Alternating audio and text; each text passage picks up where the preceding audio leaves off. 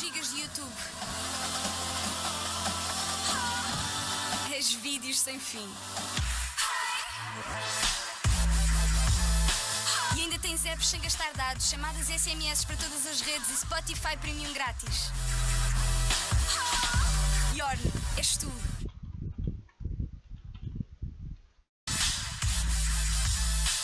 E ainda tens apps sem gastar dados, chamadas SMS para todas as redes e Spotify Premium grátis.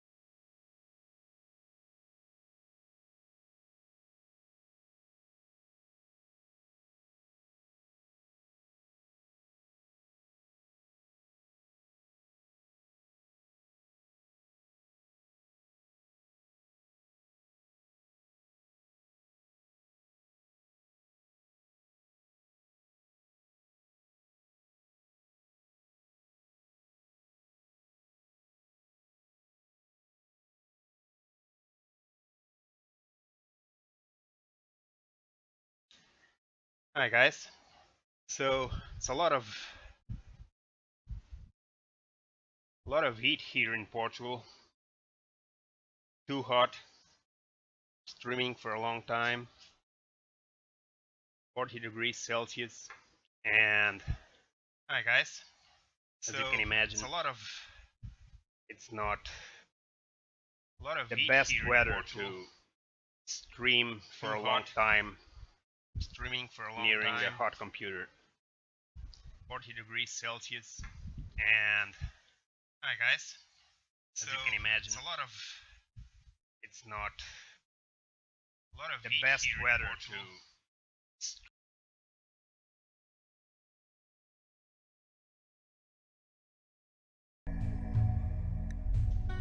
So we are going to start a new game, a new colony. Choosing scenario: crash landed, 3 crash landed survivors, the classic RimWorld experience, or the rich explorer, 1 rich explorer, how to experience the universe, lost tribe, 5 lost tribes people attempt to rebuild. Well, we're going to crash landed because it's got 3 people, the second one's got only 1 person, and the third's got 5 tribes people. So let's go to the intermediate, the classic RimWorld experience, 3 crash landed, 3 of you awake in your cryo-sleep sarcophagi to the sound of sirens and ripping metal. You barely get to the escape pods before the ship is torn apart. Sometime later, you land on this unknown RimWorld. Your faction will be a colony. Start with 3 people, start with silver, package survival meal, medicine, component, survival rifle, pistol, blast steel knife, random pet, steel, and wood. Map is scattered with ship chunks, steel, and packaged survival meal. Alright, crash landed. And no, let's not add anything to scenario. Choose AI Storyteller. The AI Storyteller creates events like pirate raids, resource drops, or animal attacks. Their choice will affect the story of your colony. Okay, so this seems important. And the choices are... Sorry, I'm already messing up things around here. It's important because the AI is responsible for creating the events that will ramp up difficulty. You better make a good choice. I don't want it too easy or too hard. Cassandra Classic. Cassandra creates story events on a steadily increasing curve of challenge and tension. TV Chillax. TV gives a lot of time between disasters to relax and build your colony, but beware, if she's set at a high challenge scale, she'll hit as hard as anyone. Okay. And Randy Random. Randy doesn't follow rules, he'll generate random events, and he doesn't care if they make a story of triumph or utter hopelessness. It's all drama to him. Okay, that's not what I want. TV Chillax. A lot of time to build your colony and relax between disasters. And Cassandra Classic. Cassandra creates story events on a steadily increasing curve of challenge and tension. I guess this is it. And Free Play. Focus on building a colony in a sandbox-like environment. Threats appear, but they are extremely weak. Base Builder. Style of game focused on base building. Threats are scaled back quite a bit. Rough. It's a rough planet. Threats can be quite dangerous, and there are no bonuses to colonist mood or crop yields. Okay. Challenge. A challenging game. This level requires strategy, tactics, and luck to survive, the way RimWorld was meant to be played. Okay, so extreme, as hard as a diamond-bladed dagger. Enemies are strong, prices are poor, food is scarce, colonies are grumpy, for those who enjoy digital suffering. Okay, the thought here is between rough and challenge. So normally I would choose rough, it seems the most average of all. and it's a rough planet. Threats can be quite dangerous, and there are no bonuses to colonist mood or crop yields. This seems about normal, what I would choose, but they say a challenge is the way RimWorld was meant to be played. Requires strategy, tactics, luck to survive. A challenging game. Well, I don't know, guys. I really don't know how to proceed.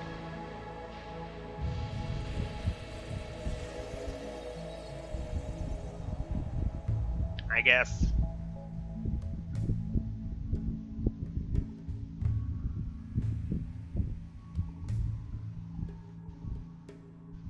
well, no bonus to colonist mood or crop yields seems good enough. Threats can be quite dangerous. I really don't know, because I don't have a clue what the difference really is to the gameplay between these two modes, but let's go with rough for now. And I don't know, if it's too easy, I don't think we can change it, but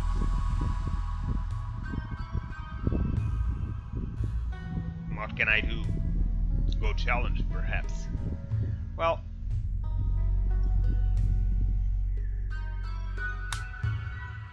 let's start with rough for now.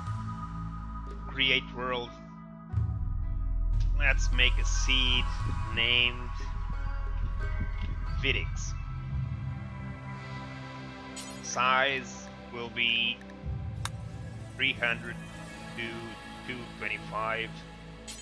I would go 4x3. The reason I don't is because the developer doesn't advise it. It says it's not a good idea to do it because it can't guarantee the stability of the game. So we'll go the highest possible without problems, which seems to be this one. So generating the world, I'm going to select the landing site.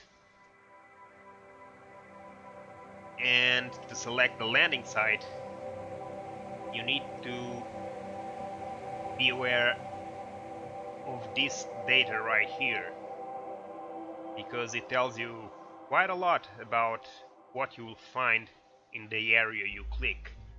And some of those things are really important, like the average temperature in winter and summer, the type of biome, which can be easily seen by the color in the map. So this is obviously a lot more cold and icy than here. This green area is probably the best area to cultivate, and also very important, the growing period. So if I go here, the growing period is never. It's too cold to ever grow anything. Minus 35 degrees Celsius in the winter and only 9 degrees Celsius in the summer. It's a tundra, and it's basically impossible to grow anything in there. In here you can grow it, but you have a period that goes from, that's a very short period, a very short window to cultivate, from the end of the spring to the very beginning of the fall. So you got maybe 2-3 months at best, 1 or 2 months most likely to grow anything in there. While in here you can pretty much grow from the start of the spring to the end of the fall, which is almost half a year, 6 months. So you should pay attention to that. Also, you need to pay attention to the stone types, what types of stones you have in that area. It's not hugely important, but you might take advantage of that to see what kind of stones you have in a given area. So if you're looking to a particular type of stone to make your buildings, you should look at there. And the terrain is also important, because it's harder to build and grow on a mountainous terrain. And that's about it. Now, I will say that you should also pay attention in the map to these little dots. This green one, this red one, and a few others spread around, because they represent settlements of NPCs, which more often than not are hostile to you. Some are not, and some are friendly villagers or neutral villagers, like this one, or the green one, and usually the red ones are the hostile ones. So, faction base, Vulture's Plane, Pirate Band. Faction base, Death Partners, Pirate Band. So you should also take care about that when choosing the place where you're going to build your own settlement. So with all that in consideration, that there are 2 pirate bases here and 2 neutral villages, one here and another one somewhere nearby that I don't remember anymore. But because of that, instead of going to that side where they are, I'm gonna try build to this side. Now, this is a plain and this is mountainous terrain.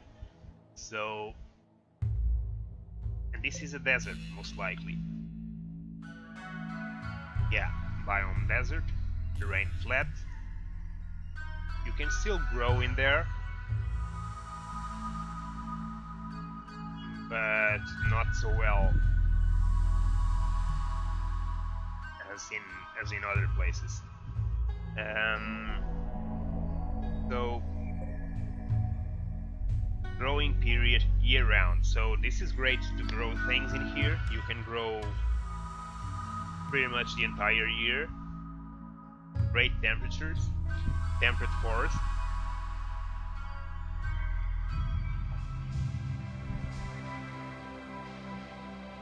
Granite and slate. Doesn't have a lot of options in terms of stone. Let's see if we can find something nearby with more stone types.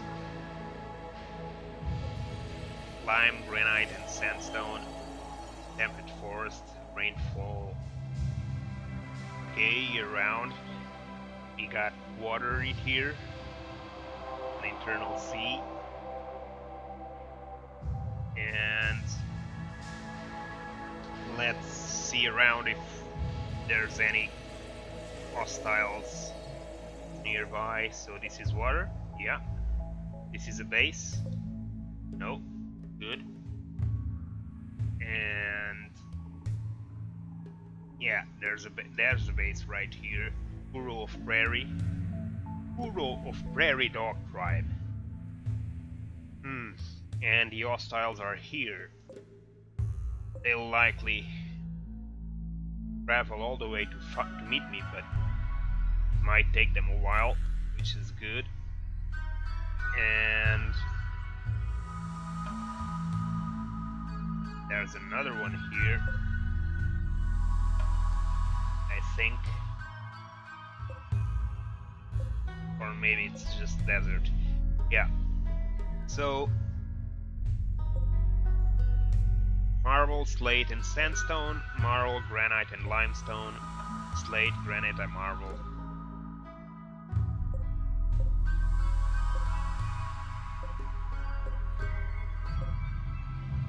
Okay.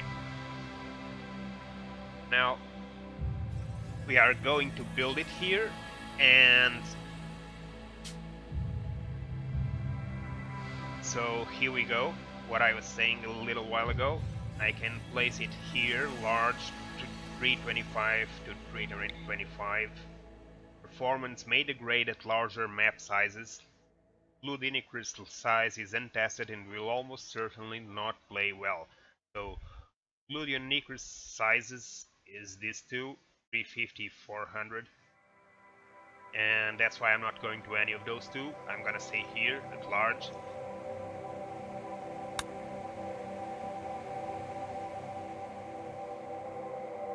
site, and now we're gonna have to choose our characters, the 3 survivors. And you can't make your characters, but you can choose from randomly created ones. And what you need to take care here is quite a few things. First of all, you have the stats of the colonists right here, and you need to pay attention because initially you only have 3 people, so you need to have them spread out all the skills so that you won't be missing any crucial skill in the early stages. So what are those crucial skills in the early stages? I would say, in my experience, which is not a lot, I should add, I played maybe 2 or 3 villages and never got that far, but we can perhaps say that cooking is important, construction is important, research is very important, crafting is also important, medicine is very important, and shooting melee is also important because they'll need to defend your place. So health is also an issue. You don't want to get a character right from the get-go already with a lot of health problems. And we should also pay attention to its traits and what things it's the character incapable of, because those are the things that he will always be unable to do no matter what. So things like this, creepy breathing, it's not that bad, it's not a terrible handicap. He breathes heavily all the time and sweats constantly. People find it creepy, so socially it's bad for him, but it's not terribly bad for the group. Maybe bad if he gets in an awkward position or at a given moment where he may be in a terribly low mood, may drive him to go crazy or lose his mind. But we need to pay attention to that. But there are handicaps a lot worse than this one, and this is not something I want. This character, first because he's already 50 years old. He's actually 60, but he spent 10 years in cryo stage, so he's only 50 years old. Chronological age is 60. Biological age is 50. And is incapable of carrying social and firefighting, which is not good for him, doesn't bode well for him. And no research, no medicine. He's got skills at shooting and melee. He's a former soldier, I think. No, yeah, he's a army cook. Not even a soldier per se, but animals, cooking, yeah, he's got cooking skills, growing skills. It's not that bad, but it's got a problem. He's already got a stab scar and 50 years old. I'd rather not. Now, 40.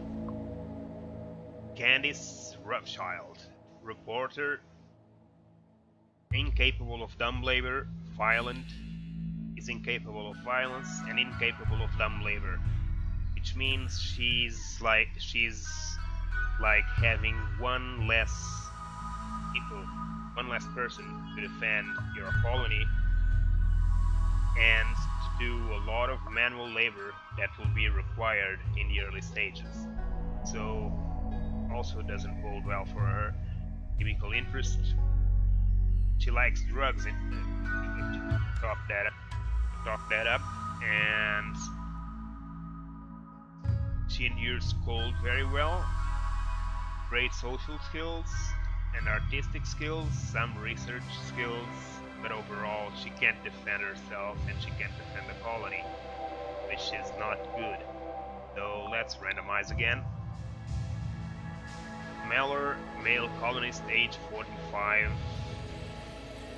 91, chronological, feral child, versatile worker, incapable of intellectual, social, firefighting, optimist, aesthetic, trigger happy. No social skills, great melee skills, growing, is good at growing food and taking care of crops. Some crafting skills, no research. I'm sorry, Meller. Now, will model, male colonist, age 37, shooting 3, melee 4, absolutely no skills.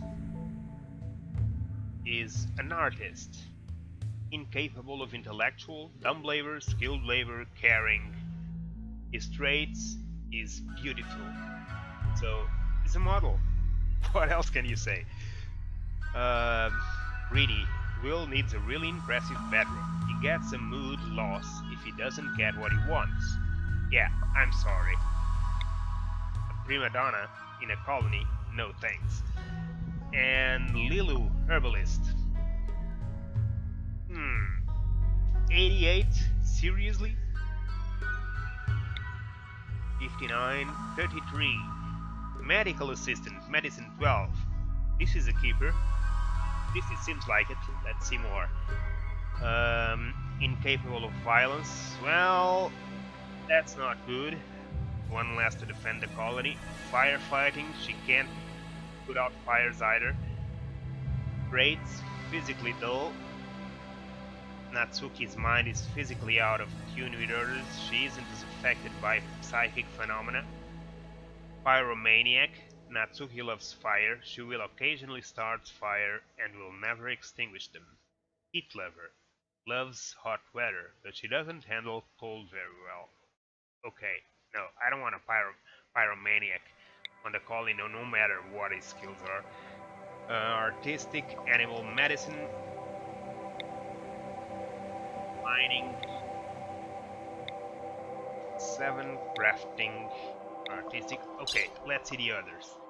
I may not getting what I want in there because probably some of the other skills are already here. So Alexei, social artistic, Tony shooting melee 10, no social skills, animal medicine 4, incapable of none, age 19, pickpocket, criminal surgeon, steadfast, criminal surgeon. Being near many injured fellow criminals, Tony took it upon herself to work on them. Although many people died, she did get better at using knives. Okay. Steadfast, mentally tough, and won't break down under stresses that would wreck most people.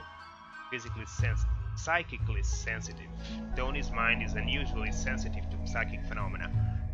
Okay, I'm gonna keep Tony because she's got a few things I need. She's got medicine at 9, which is not bad. She's got 10 at melee to defend the colony. She's got some crafting skills, some growing skills, some construction skills. At worst comes to worst, she can also cook. We'll need to find a researcher. We need someone also capable. So if we're keeping her, we need a researcher, and the other two need to be able to mine. A better crafting person would also be good. And a nice cook is also needed. So let's see.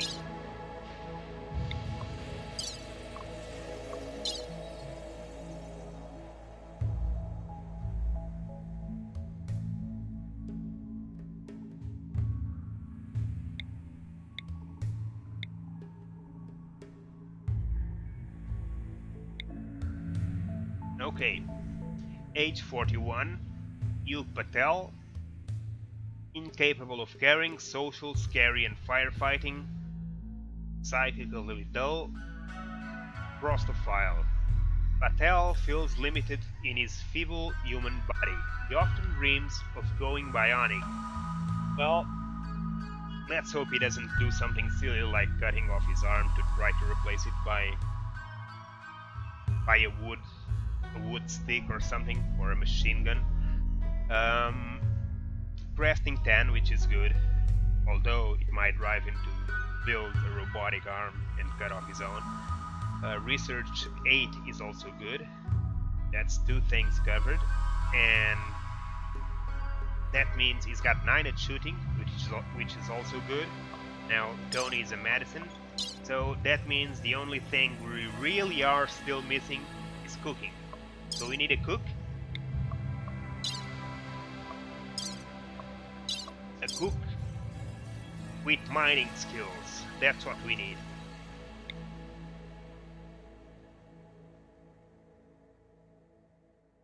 A cook. Not bad, but it could be better. Growing 11, it's not bad at all. Animals, shooting, melee. Yeah, I'm gonna keep her. We're lacking someone to properly mine and construct, I think.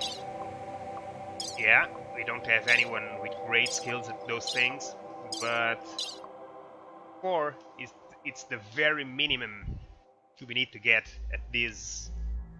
In my opinion, it's the very minimum we need to get at those chill skills like medicine, cooking, crafting, research, and shooting or melee. One of the 2. Now, I'm happy with my choices, so let's just start it.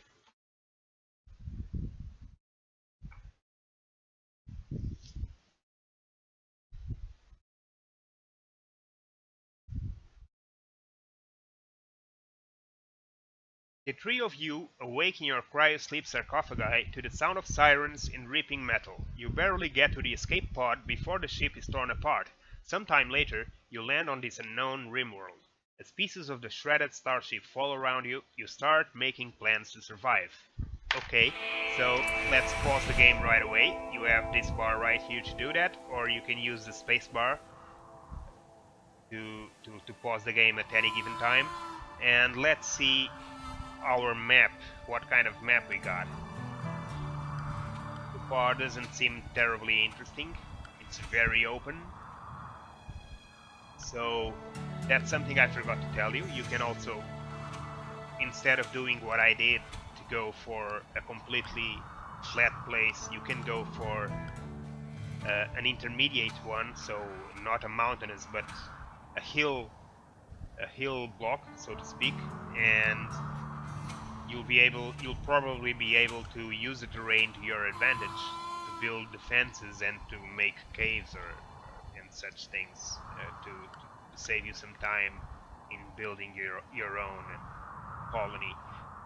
But I didn't do that, so I came to a flat place, and because of that I don't have many options here. So what we need to find as we first land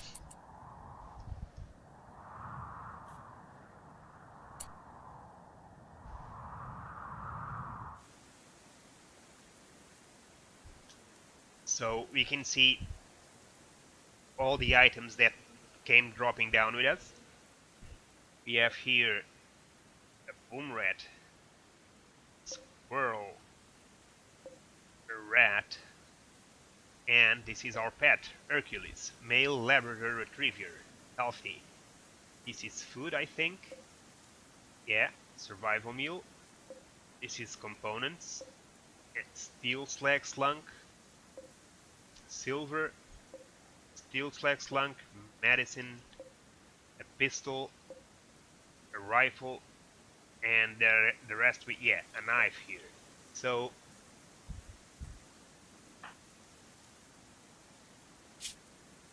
shooting 9, Hugh Patel. So we're gonna tell him to pick up, is our best shooter, so we're gonna tell him to pick up the rifle. To do that, we're gonna choose Patel by clicking on him just once, because if we click twice, you'll choose all the colonists in your screen. So clicking just one to choose Patel, we're gonna right click on the rifle and equip survival rifle. The game is paused, so it's not doing it. And we're also gonna see Tony. Tony has 10 melee, and we're gonna give her the knife. Equip glass steel knife. So that leaves us CJ Grant, and we're gonna give him the pistol. Just to confirm, CJ got 8 shooting, so we're gonna give him the pistol. With pistol. Now you can take it off pause, and you'll see them pick up those items. They are now armed. Now let's pause it again and try to decide where we are going to build our colony. We need to make sure we have enough resources around us wherever we go, because we don't want to be having to leave the colony all the time to get materials. So we also don't want to be too close to the borders, because that will make it impossible for us to see approaching enemies in advance. So we need to stay more or less in the middle. And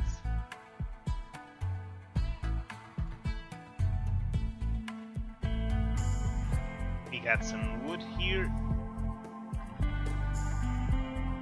some sandstone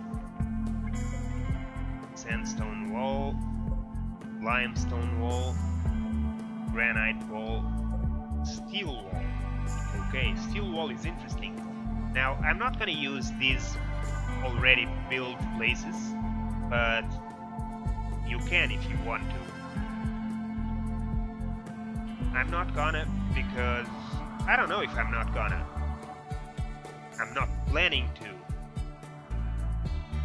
but you never know. That's the thing about RimWorld.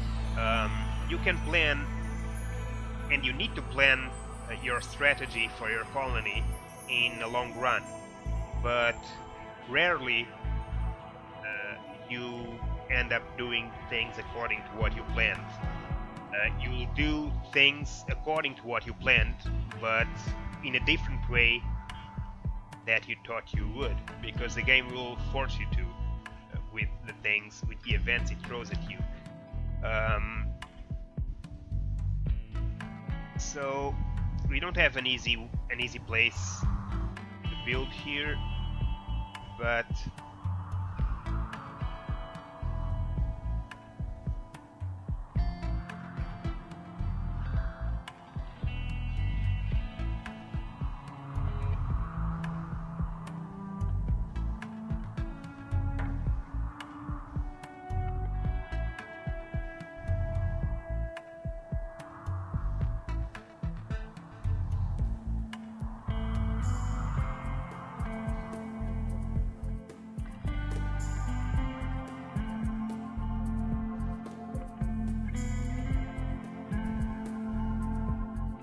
yeah, I'll say we have to come to here.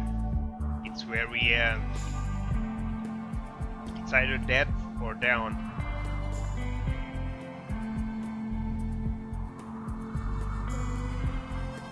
Granite,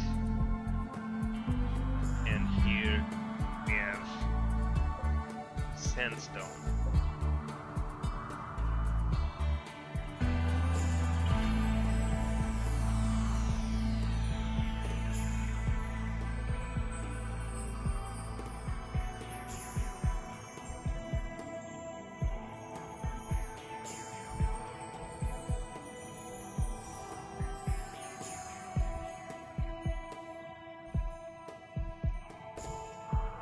That was an interesting option here.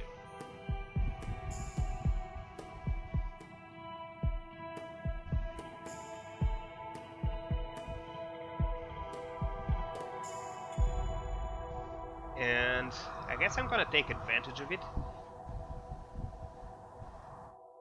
So, first thing you want to do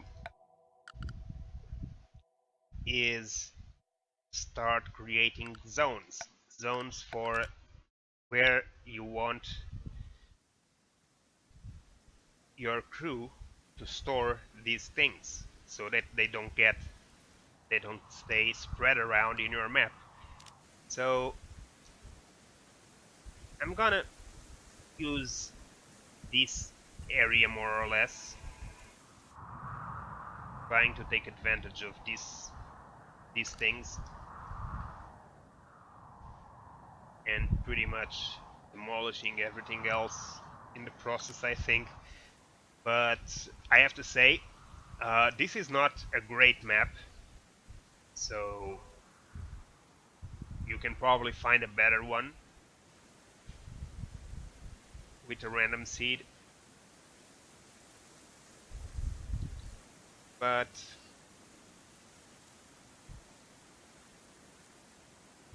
I'm going to place the items. For now, they are gonna stay here.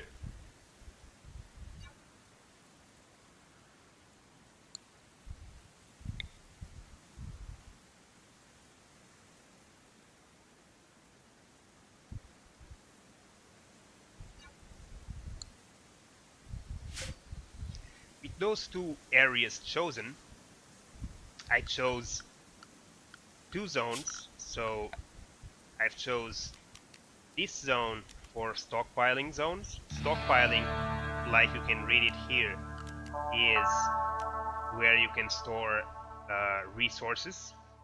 And then right beside it, I made a dumping stockpile zone, which is where we will store junk items. Now, pay attention, because just because it's junk doesn't mean it's not useful. It's just not immediately useful, like most of the things that you'll store in the normal stockpile. So, now that we chose those two areas, we need to come here to work, to the work tab, and we can see all the tasks that colonists can make: firefight, handle, cook, hunt, construct, repair, grow, mine, plant cut, smith, tailor, art, craft, all, clean, patient, doctor, bed rest, fleet, warden, firefight. And we can see the things they are capable of doing and the things they are not capable, which don't have the square. And also by the color, the tone color of these squares, you can see more or less the skill. You get an idea of the skill they have at it. So for example, in here, research, if I take this view here, you can clearly see that from all three, Patel is by far the best researcher. And we can confirm that by clicking on Patel and seeing that he's got 8 research, while Tony has 0 and CJ has 0. So Patel will be our researcher. There's no point in keeping the other two on, but for now, and this is more or less a rule of thumb, doesn't have to be that way if you know what you're doing already, but if you don't, at first when you start, it will be better if you just activate them all.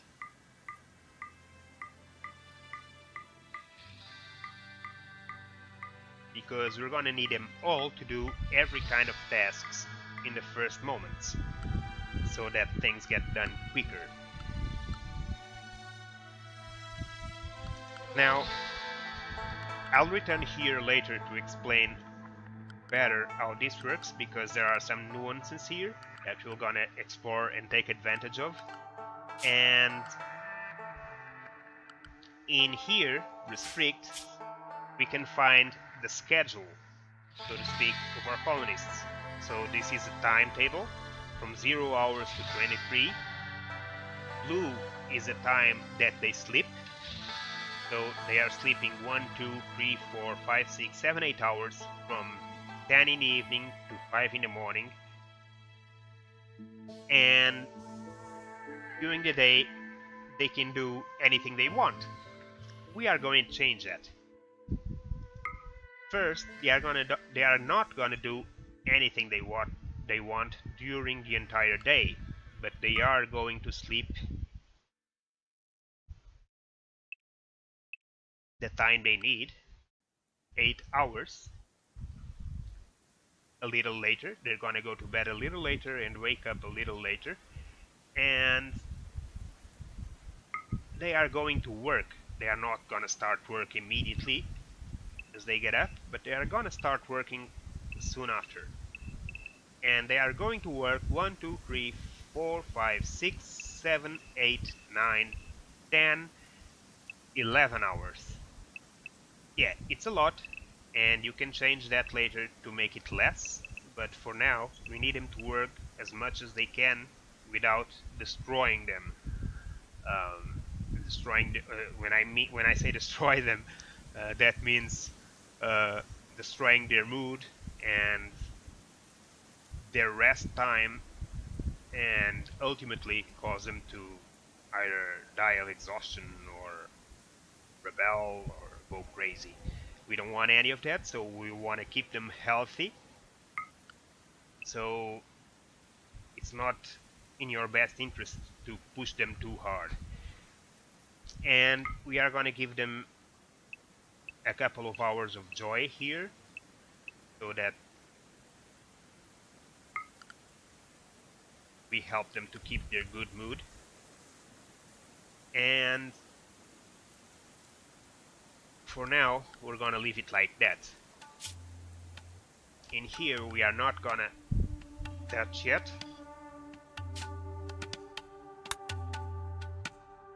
because we don't have any outfits to wear yet.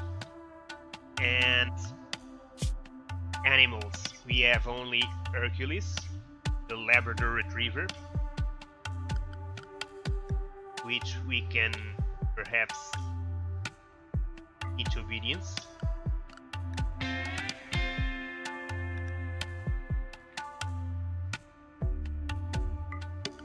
And haul items, which I never tried, but let's see if we can teach them to haul things, to carry things for us. And these are the factions known to us, the factions that we know are in the area. So these two are small settlements, a tribe and an outlander town. And these are enemies, so pirates, pirate bands, and a tribe. These two tribes, one friendly, one hostile, are both enemies of Vulture Plain. Vulture Plain seems to be hostile to everyone. And this is more or less what you'll get in an average scenario. 2 or 3 friendlies, 2 or 3 hostile tribes. Here you have a map of the whole world, a history, a stats history of your progress.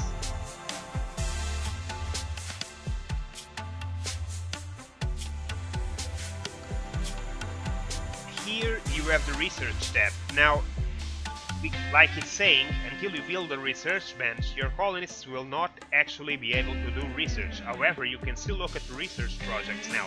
So we cannot do research right now because we don't have any lab products, or we don't have a research bench, but we can see the kind of things that we'll need to research.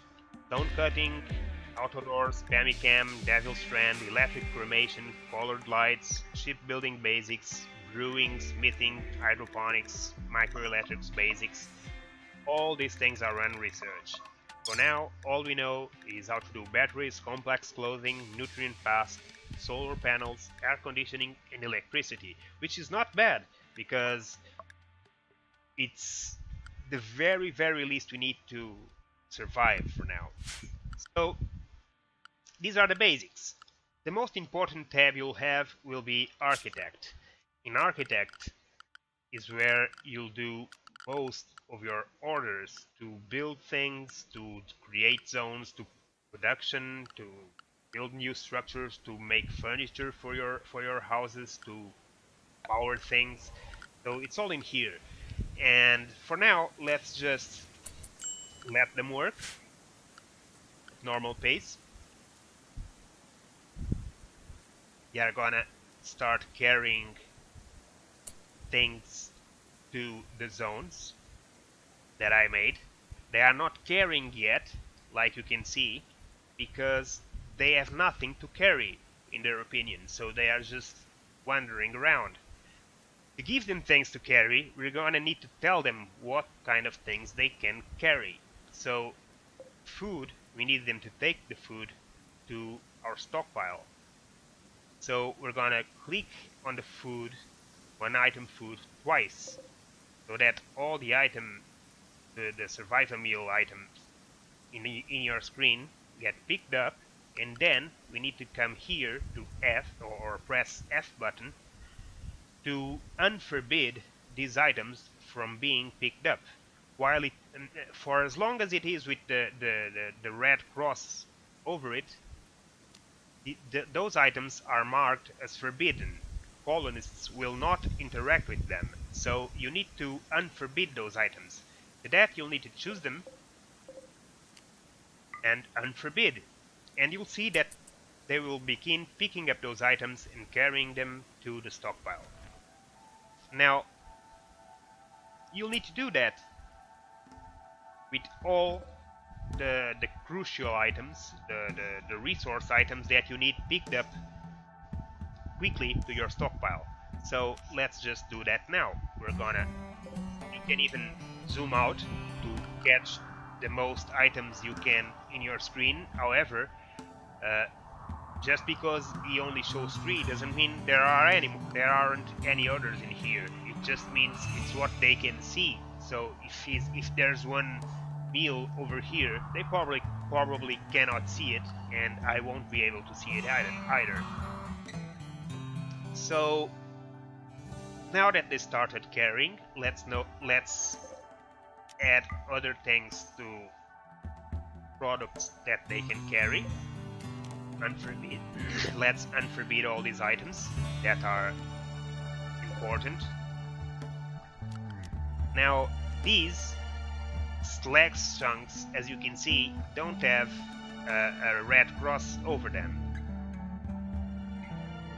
because they are not primary resources that would come here. They are junk resources that would come to this second zone. So with junk, which is also useful, just because it's junk, I'll say it again, just because it's junk doesn't mean it's not useful. With junk, you'll need to do the same process, but not to unforbid them. You'll need to mark them for being hauled or carried. And you use the same process. You come here, you click, so all the same type of items, all the slag chunks get chosen, and you haul things, and they get marked to be hauled back to your stockpile. We have a few other things here that need hauling, that are primary resources with the red cross over them.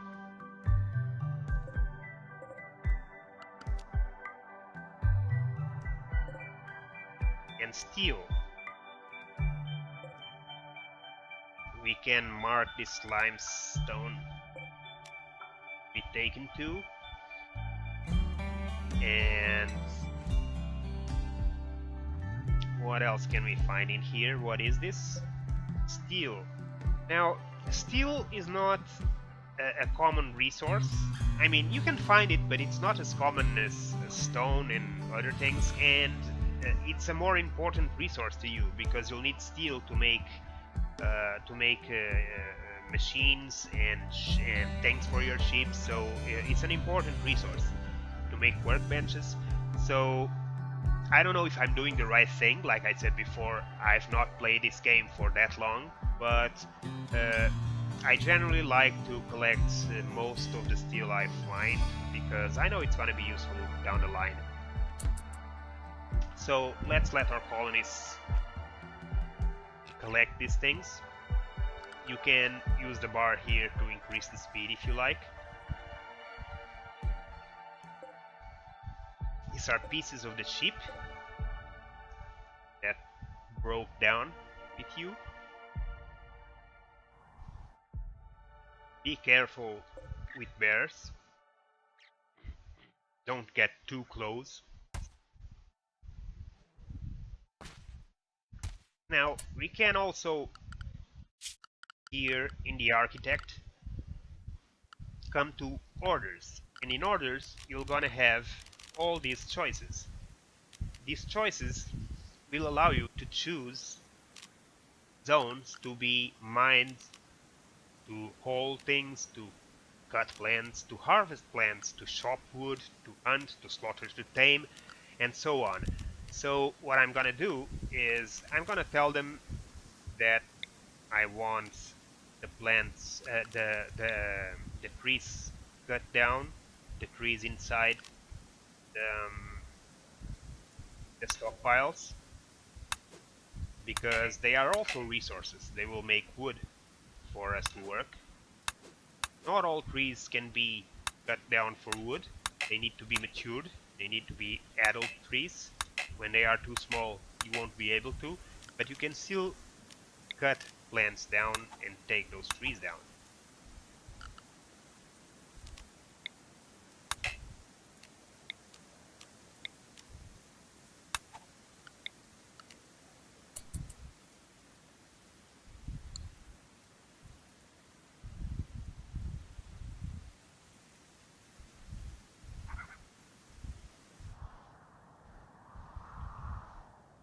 I don't really like the idea of being so close to the edge up here, so let's try not to expand much further up. I'm gonna try to build my things in this area.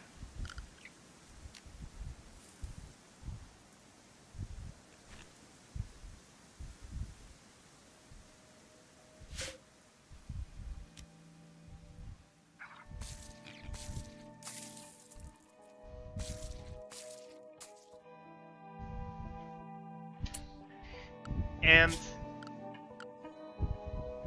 what else?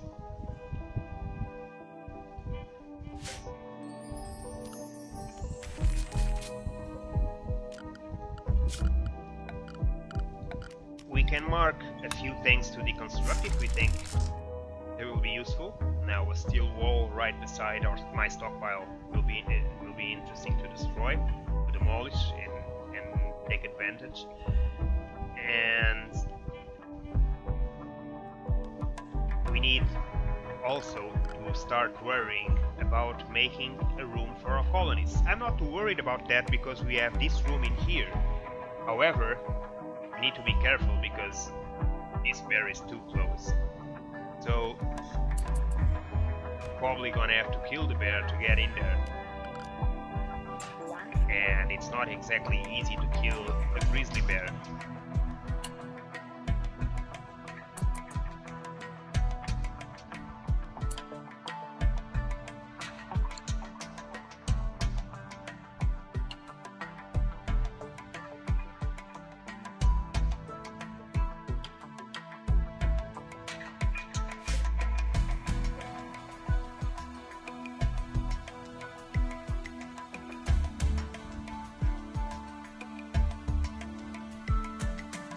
Now, because I chose the steel wall in there, Tony went to do that before they ended carrying all the things from here. So you need to be careful with the priority and how quickly you give them orders, because they often drop the things they are doing to go do the next thing you order them. And the reason because they do that is because of the work step.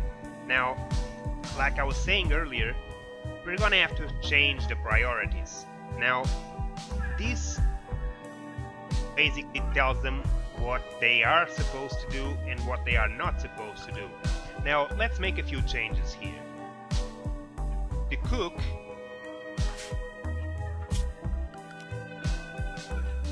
our cook will be CJ. So, once again, it's right. So CJ, it's the most right square in here. The other two are almost black. So let's deactivate those two. CJ will be our cook. Now, we can do this basically with most of these most crucial tasks like cooking. Bed rest can stay all turned on because they all need bed rest. Firefight the same, they all need to help putting out fires. Patient too, if they get hurt, they all need to be considered patients in order to be healed. Doctor, only Tony Surgeon has skills as a doctor, so Tony will be our doctor. And what else? Okay, now the second part of this is manual priorities. As you can see by clicking here, which originally it's got a red square, a red cross, you can click it and turn it into this green sign, and you will be able to choose the priority each of your colonists will give to their tasks. So Tony Surgeon will give priority 1 to being a doctor. So if someone needs a doctor, Tony will prioritize that over everything else. The same for CJ and its cooking. Now, because they are the primary colonists for those tasks, that doesn't mean I cannot place CJ as a 4 in Doctor, because CJ also has some medical skills, I think, even if very low. So we're gonna leave CJ with a 3 because Doctor it's important, and in cooking we're gonna leave it at 4, both for the other colonists. So they won't prioritize it over anything, but they will cook if they have to. As for everything else, right now what we need the most prioritized, as we were seeing, is hauling. We need them to carry everything we told them to carry quicker. And regards construction and mining, for now we're gonna leave it as it is for everything else. But let's just change here research for Patel, that will be our researcher, to 1 already, and everything else can stay at level 3 for now. Maybe we can put it here, bed rest 2 and patient at 1. If they get hurt, I want them to go get healed as quickly as possible. You can later, right now it's not important, but later when you start having rooms and switches for lights or for power or switches of whatever kind, you can choose a particular colonist to flick those switches up and down as soon as you tell them to. Otherwise you may end up spending more energy than you need to, or wasting energy or wasting resources overall. Other things that you can do is when your colony starts to grow, you can choose which of them will prioritize doing constructions, and you can do that to the best constructors, of course, and construction and repairs, and you can do the same for growing. Some of them will be better at growing than others. Right now, growing 11, I think CJ is our best. So we're gonna give CJ at growing at level 1. Basically, what I have been doing, and it's been working alright for me, is placing at level 1 all the squares that are a lot brighter than all the others. Because that means that they are experts on that task, so to speak. So we can see that Patel is quite the expert on several things. We need to spread out a little more, so let's perhaps give him a 2 here on handle. And for now, let's leave it like that and see how they do it. Yeah, Tony started hauling instead of demolishing the wall, because I told her to prioritize hauling. safer construction. Now, these are the basic ways to work with the UE. You need to make zones for these things. You need to choose, for example, home area. My home area right now is only this area because it's the only place where I've already told them to build something. In this case, the stockpiles.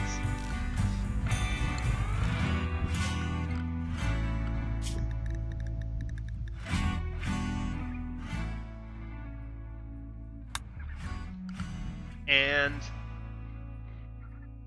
it's time we start making a few other things now that they are prioritizing hauling and they should be carrying all these things. I told them to carry.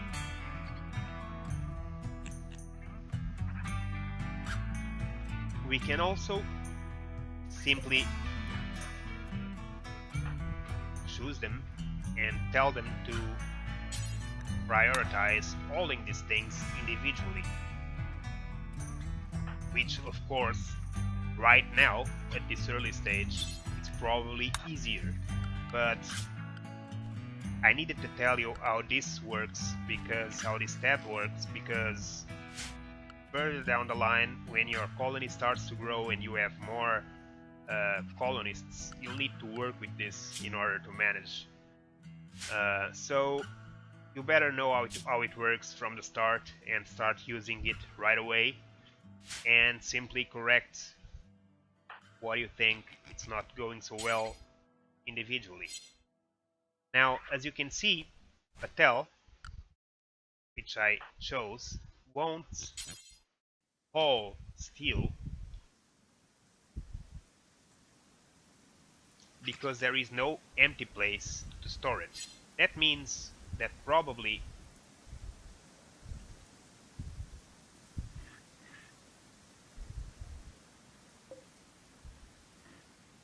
yeah.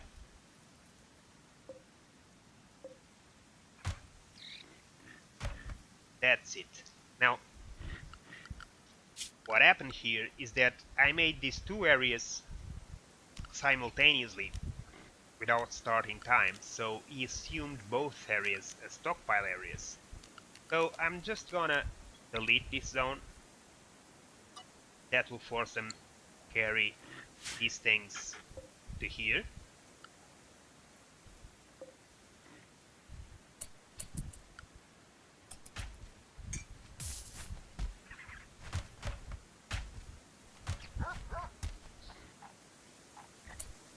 Tony is eating.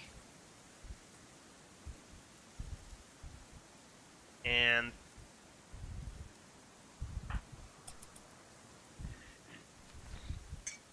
okay, and now we're gonna make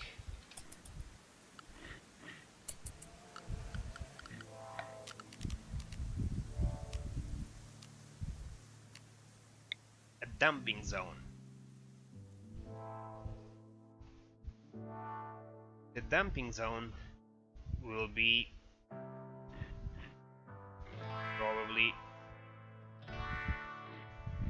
here will be better, so that it doesn't stay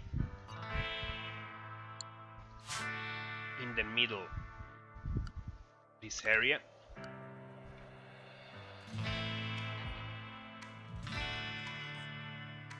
That will allow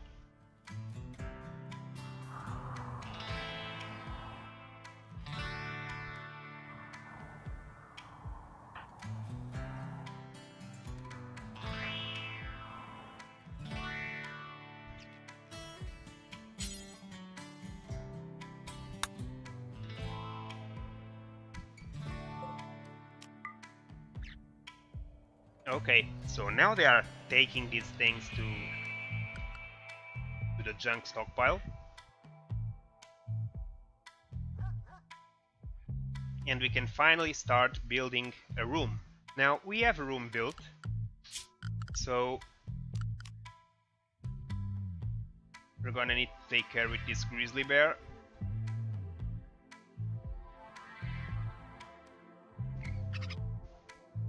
I just want to make sure they take these things before giving them another order.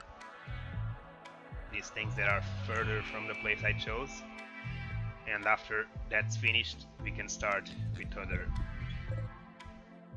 other tasks.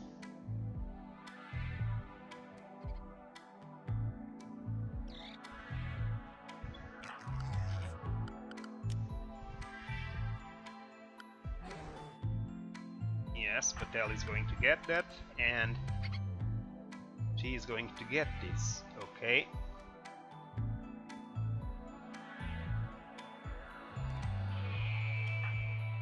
And CJ, that one.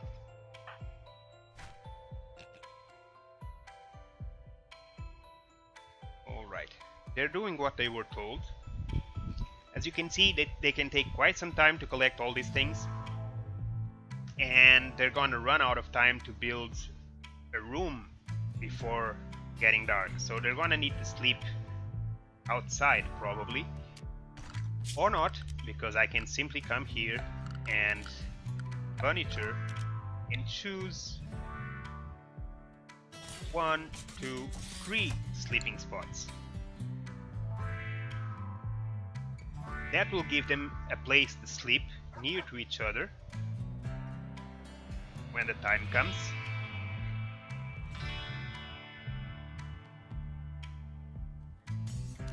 And we can also make a door, and we're gonna use wood to make that door because we don't want to spend iron or stone right now, since we don't have ways to replace those resources yet. While wood we can replace easily with so many trees. Now, you should always know more or less where your colonists are, because they can get attacked.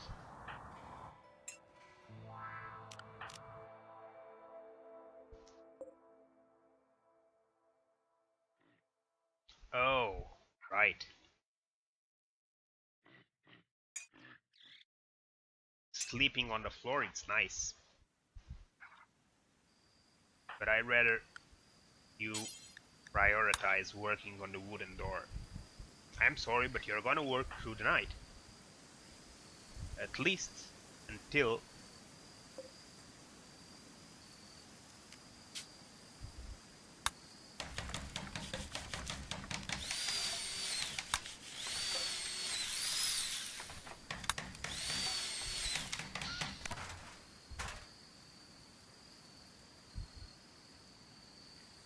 okay, we also gonna need to build. We don't need it, but I'm gonna build a wall here to try to stop this bear. Or not.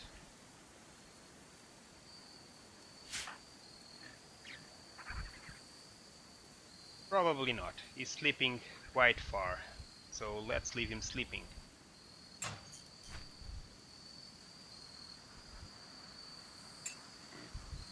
We'll need to tame these animals to try to extract some things.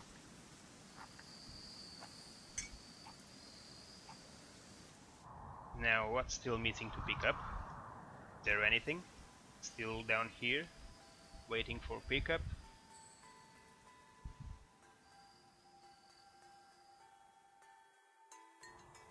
They seem to be nearly done, or really done at all, completely done already. So sandstone.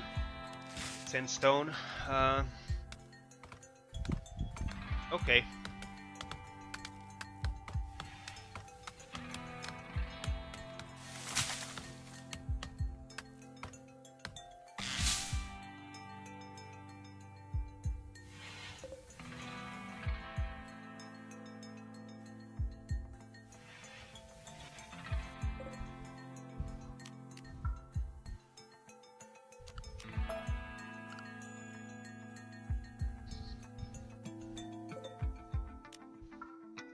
I don't want all of that holes, or they're gonna stay here forever doing that. But we can start cleaning these closer ones.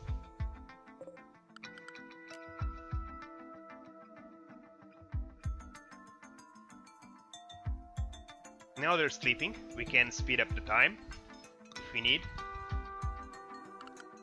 We can always keep close attention to the character's health. None of them has injuries, which is good.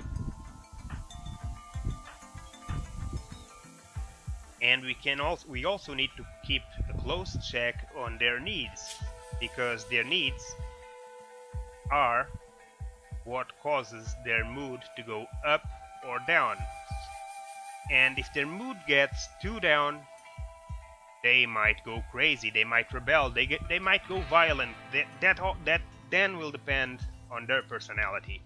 They can simply wander out of the colony and never be seen again.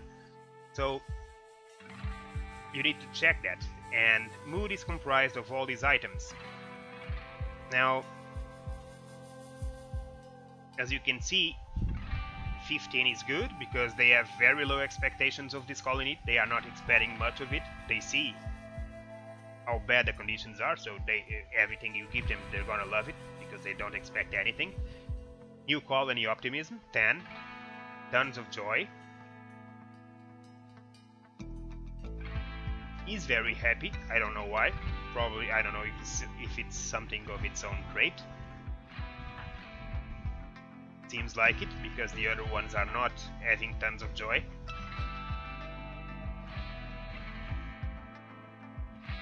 Feeling bad for no apparent reason. I just feel bad right now. This is probably still the sickening from the travel. Sleep on the ground, yeah, -4. He doesn't like to sleep on the floor. Shared bedroom. He also doesn't like to share his bedroom with other people. Disturbed sleep. His sleep is being disturbed, of course, because he's with other people. He's sleeping on the floor. He's in an hostile environment, so obviously he's got a disturbed sleep ×2. And he's hungry, which is also something we'll need to fix soon enough. So Tony, same thing, very low expectations, new colony optimism, feeling bad, sleep on the ground, shared bedroom, hungry. And Patel, very low expectations, new colony optimism, ate a fine meal. So Patel seemed to have gone, and he hates something. So why did the other ones, why did CJ and Tony did not hate something? Probably because I was telling them to do things and to prioritize doing the door and I don't know what else, probably calling something during their free time that they would have used to heat something, and because I ordered them to do other things they did not heat. Patel is unhappy because he lacks a bionic body part. So if I give him a bionic body part, he will be happier. Of course, giving him a bionic part may raise a ton of other issues. So let's not fiddle with that right now. Disturbed sleep, sleep on the ground, sleep in the cold, ugly environment. So he cares about how beautiful his environment is, and he doesn't like to share a bedroom with other people. Now, beauty is also a factor here in the mood. So as you can see, Patel has -5 in his mood because of the ugly environment. He likes to see beautiful things. He likes a friendly environment, a beautiful environment to make him feel better. And the environment he is right now is ugly. Now, how do we know if the environment around him is ugly or beautiful? You go to this tool here in the right low corner, the beauty display. Just like the other tools in here, you can toggle it, and by toggling it, your mouse will always show the beauty display.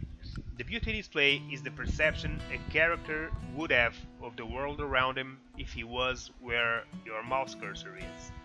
So if he was in here, and he was looking around.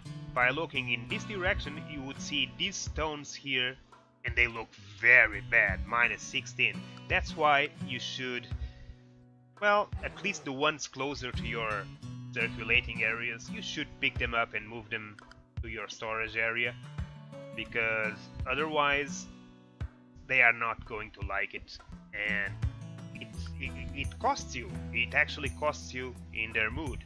So that's another little thing to pay attention to. Now,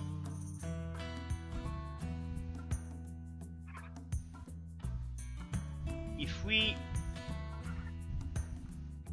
move here where they are sleeping,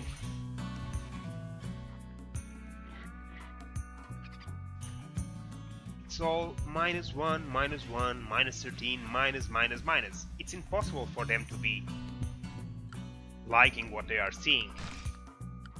Now let's turn that tool off so we don't see numbers all the time. In here we can see the toggle room stats display. By toggling this, we can see on every room we own that we put the mouse cursor on, we can see its stats. Barracks, impressiveness 16, dull, wealth, impoverished, space, rather tight, beauty, neutral, cleanliness, dirty, and the numeric values to each of those items. Now, morning came and they went back to work. Now, today, we're gonna tell them to do some things different. Now, they are hauling the things I told them to haul, and we're gonna leave them doing that. But we are also gonna tell them that we need this still demolished, and floors, we're gonna tell them to remove this floor, because this is all steel and we need steel. Now, in the zone area, we can see we already saw how you can make a stockpile zone that we made here. It's where they are placing all the primary resources: iron, steel, wood, food, medicine, and so on. And we also made the dumping stockpile zone in here, which is also a resource stockpile, but not a primary resource. So stones and raw materials that still need working in order to be useful. And here we have growing zones, and we are gonna do growing zones because the sooner the better. I've even already left too much time go on, because you need to do this as soon as possible. Growing zones is where you are going to tell your colonists to grow food.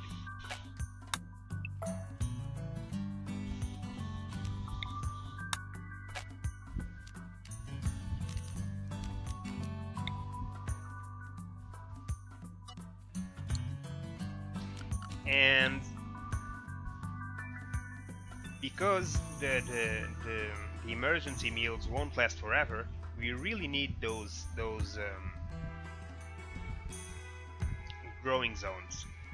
Now, I'm gonna make one in here. As you can see, you cannot grow in here because this is rough sandstone. You can see in the left low corner where the cursor is. Rough sandstone, walk speed 93%, brightly lit. And in here, it's grass, it's gravel, and of course it won't grow on sandstone. It needs to be on soil. And first I'm gonna tell them to chop down the wood in here, make more resources.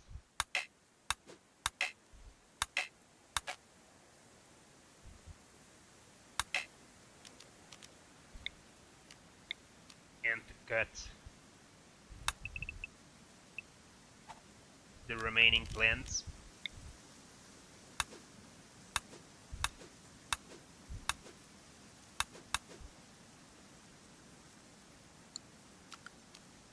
And by clicking on the zone, you can choose down here how the zone will be worked. You can allow sowing or not. If you don't allow it, they will not replant it after they harvest. And you can hide so that it doesn't stay visible like this with this color difference. And you can choose what you are going to plant in there. Right now I'm gonna leave it as it is with potato because it's the easiest thing to grow and faster, and it's food. And right now taste and all of that is not important. All that it's important is that they have enough food to not die of starvation. So we're gonna leave it like that for them to plant potatoes. And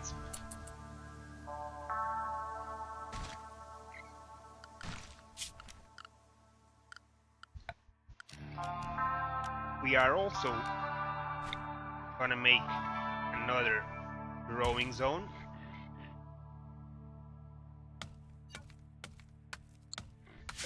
To make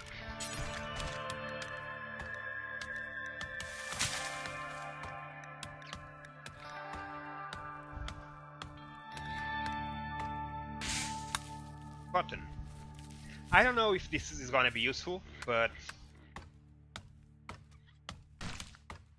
I'm not seeing any other way to get new clothes unless making them myself. And the reason I'm looking for clothes is because clothes degrade. So the longer they use their clothes, the faster those clothes get messed up and dirty and ragged, and they end up being unhappy because of the clothes they are wearing. So you need to think of all of those things. And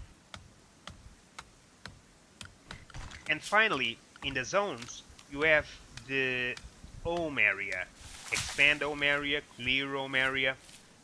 And what the home area is the area where your colonists will work. So if you tell them, according to the priorities you choose here, they will work on these priorities inside the area of your home. They will go outside that area to pick up resources and keep researching, but only inside the area. They will clean without you telling them to. They will haul without you telling them to, and they will try to keep things tidy and protected inside their home.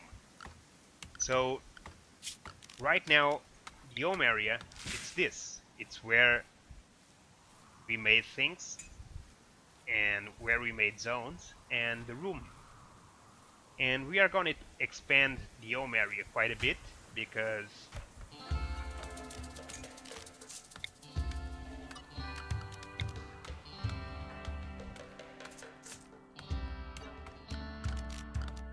we need to start setting what will be our home area.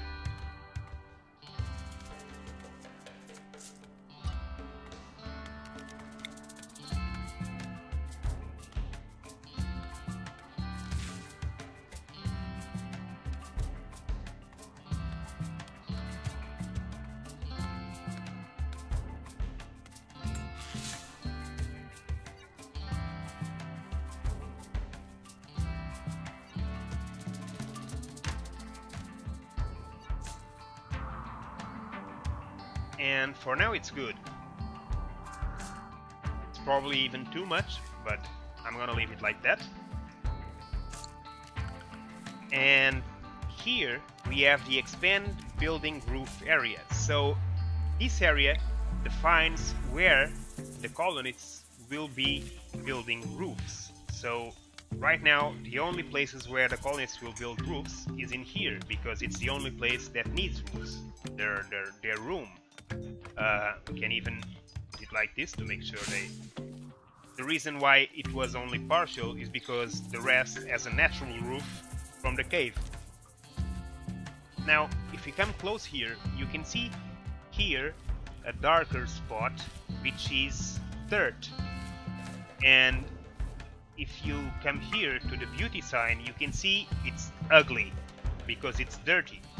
So right now it's not hugely important, but you need to keep your home tidy and you need to have someone cleaning it periodically so that it doesn't get too ugly, too dirty, and they don't all go mad and crazy and mad at you. So they are demolishing this home, putting steel, and I'm gonna pause it. And this is the allowed area. The allowed area shows you the home area, which we just chose, the area 1, which you can make a larger radio in your home area, and animals area, which you can choose to be the area where your tamed animals can be, and then you can manage areas here by renaming them. And well, it's kind of useful, but I end up not using it that much because it's kind of too much for this, considering that you're not gonna keep this village forever. So I'm not gonna end up planning my things that way, because most of the times those plans won't come to fruition. So now we're gonna start increasing the size of our house because we need to start creating production, and for that I'm gonna order them to mine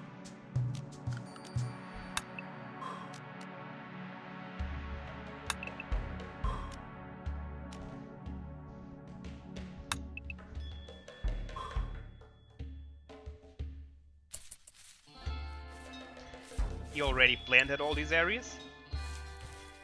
That's nice.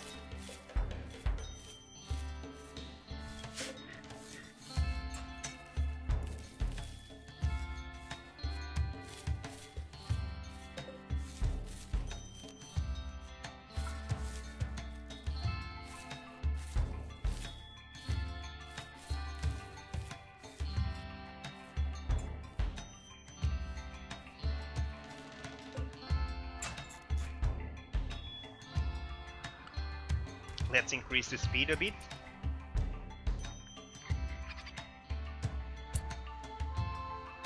And let's start increasing the size of our house.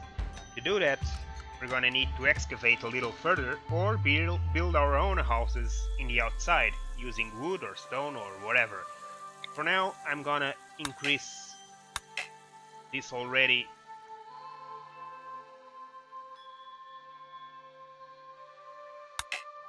Must designate unpassable mineable rocks. Okay, this is not a mineable rock, this is a construction. Deconstruct.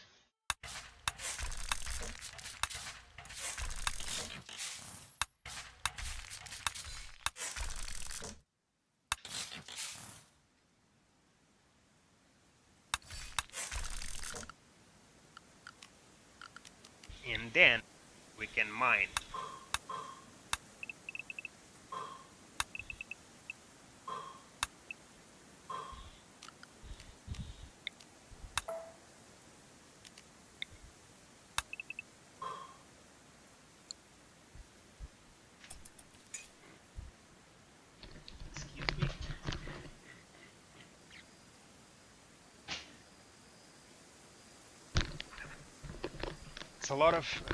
It's very hot here in Lisbon, and I had the windows open, but some some construction work just started down the road, and there's a lot of noise coming from there.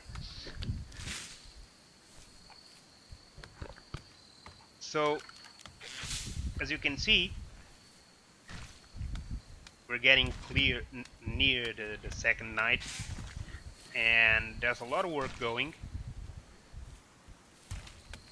from planting and carrying, and not enough people to do all that quick enough.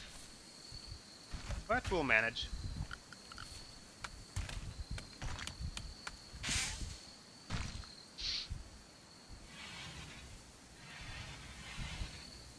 Time to sleep.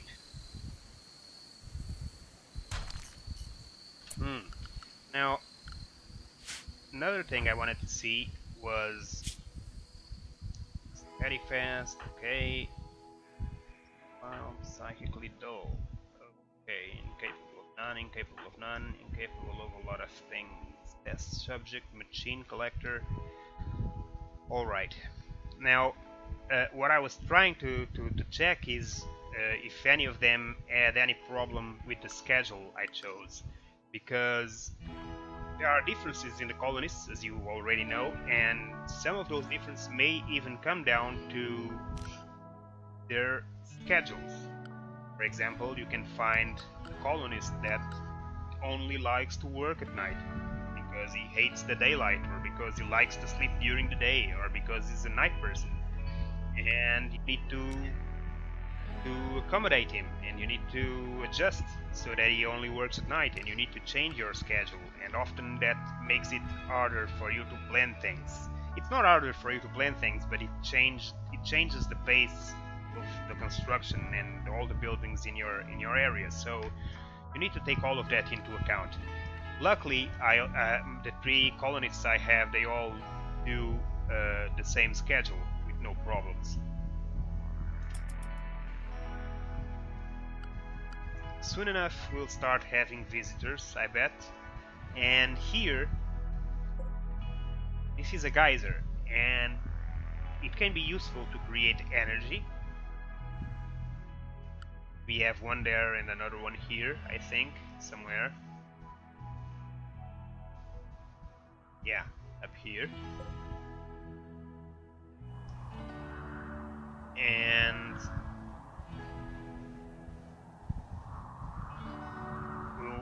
if we get that far, we'll probably take advantage of this one, even though it's too close up. I would rather have one that was coming from down here, but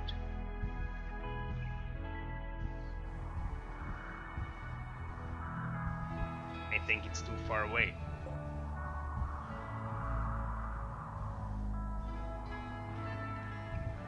We'll see. It's not an issue for now.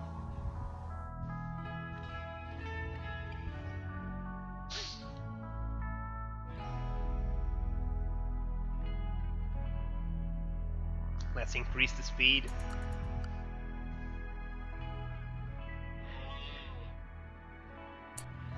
Need meal source. Need defenses. Need meal source. You have no way of preparing proper meals from raw food. Build a stove, campfire, or nutrient dispenser. It cannot be in a prison cell, otherwise colonists cannot use it. You've been here some time and have probably been seen. Pirate raids will start soon. You should prepare defenses, whether they're traps, sandbags, or turrets. Okay, so time to start worrying. And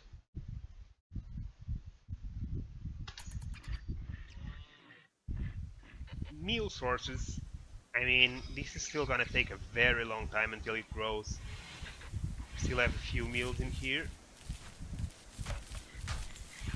Hopefully it will last until then, but it won't. I know it won't. Almost impossible.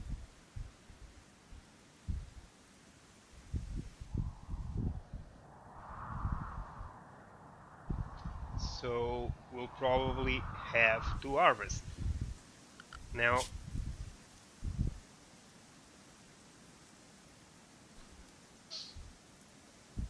plant, cut, grow, mine, prepare, construct, cook, hand, handle, flick.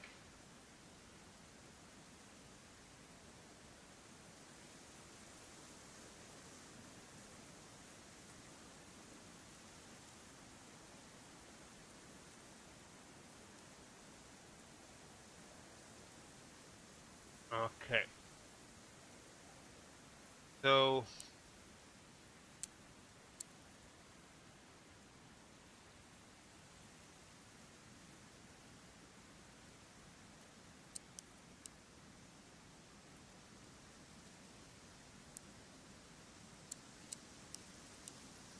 all right, and so what are they doing?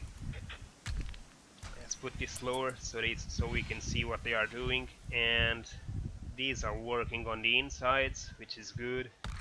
And what are you doing? Cutting a tree?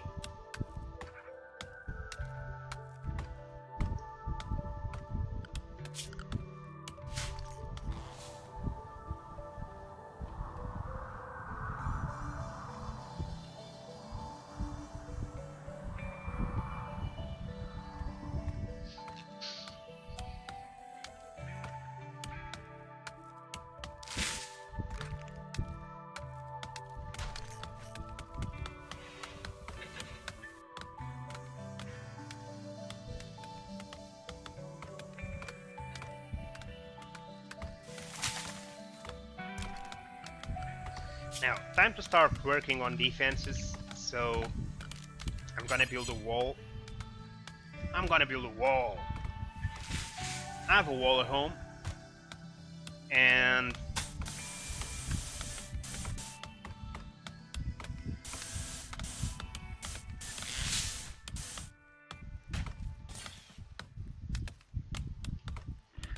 we'll see how it goes.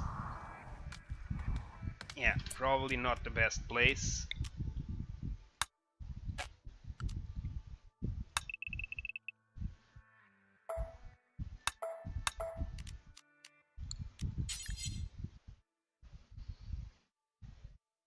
So a room here, this will probably go okay, like that.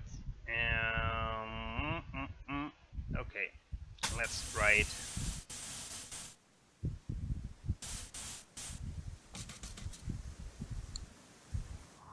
We'll see how that goes.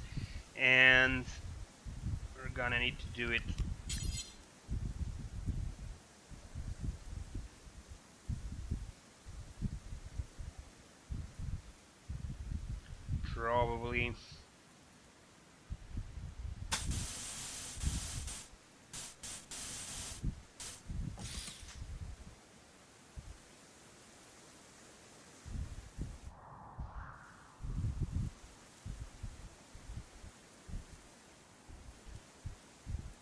probably not like this, and more like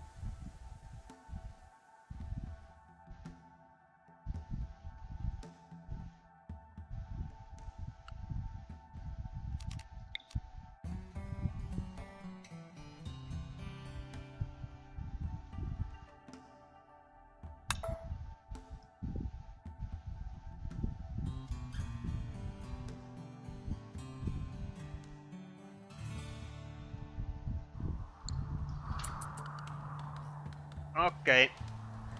A ver se isto ainda vai a tempo antes de sermos invadidos. We'll have to see if this still goes in time before we get invaded. And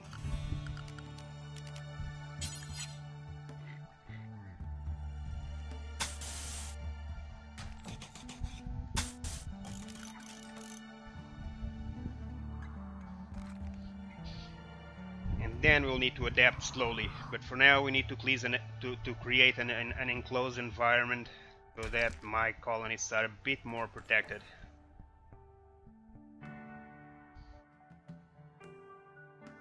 I'm starting to think I should have gone with hardcore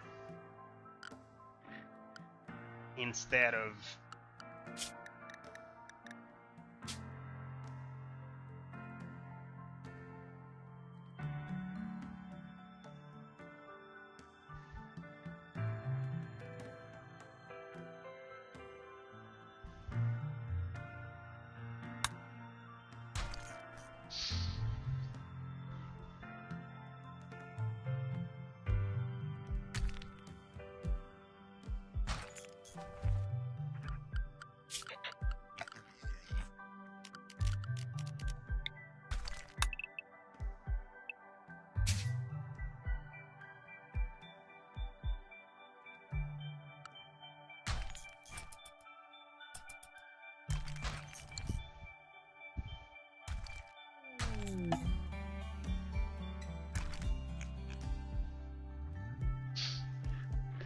okay.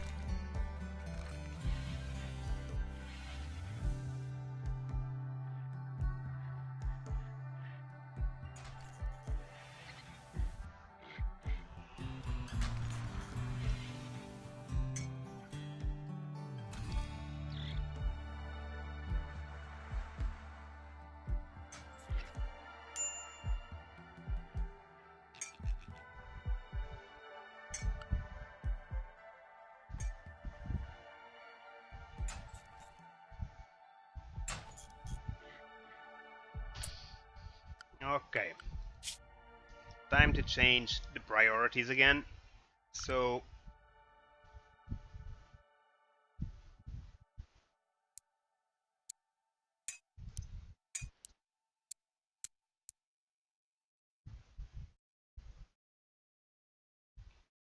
Grant and Patel.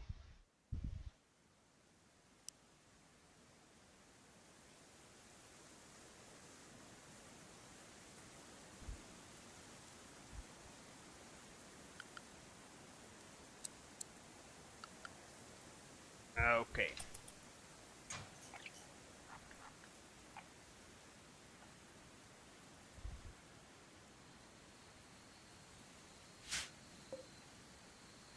We are getting visited.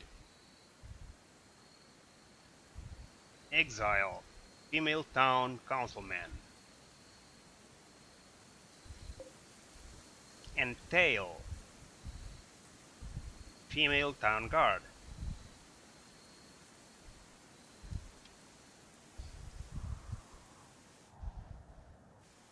They are investigating my colony.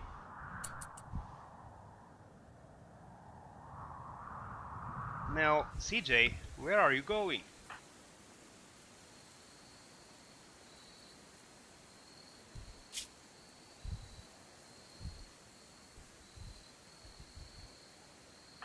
What are you doing, CJ?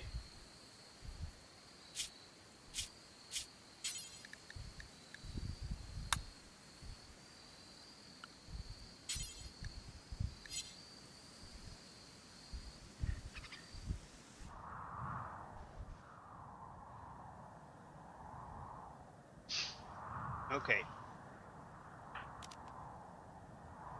So let's put you all restricted to area 1 and let's create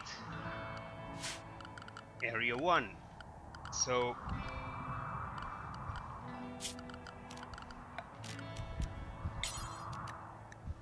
area 1 will be, I don't know, maybe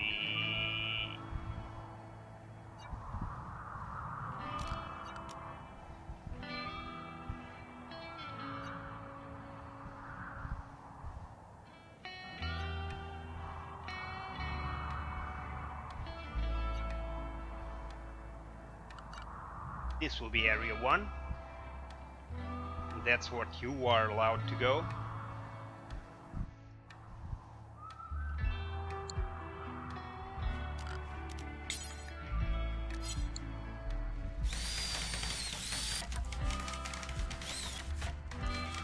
But I rather have you building the damn wall instead of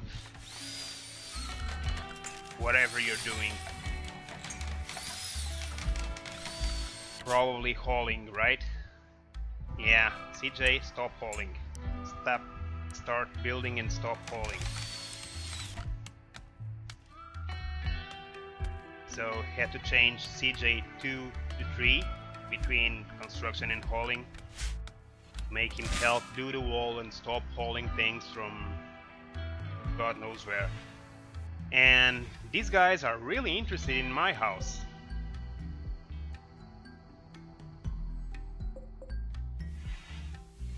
What do you need? Nothing. You don't need anything.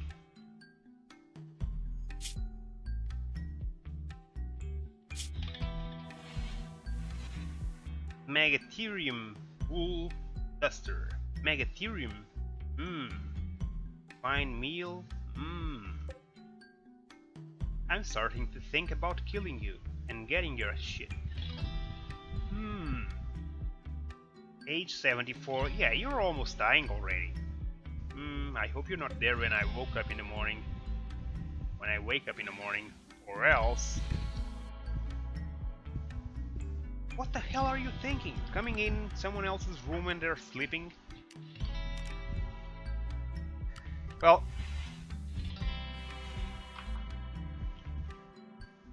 The wall is starting to be built. Need to cut down this tree, otherwise it won't.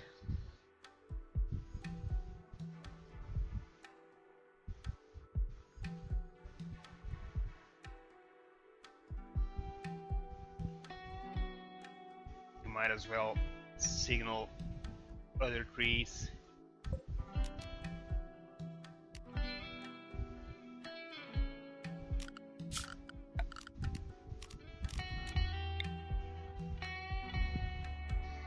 There's any more.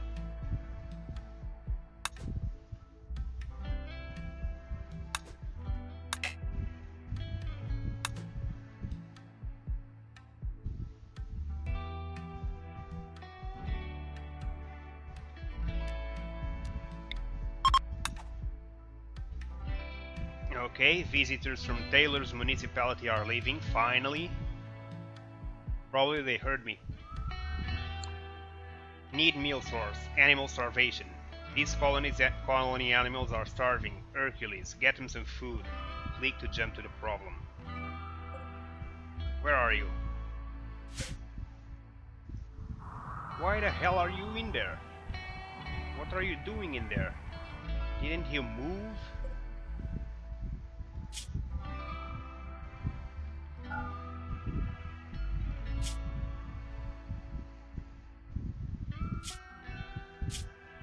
Needs food, obviously.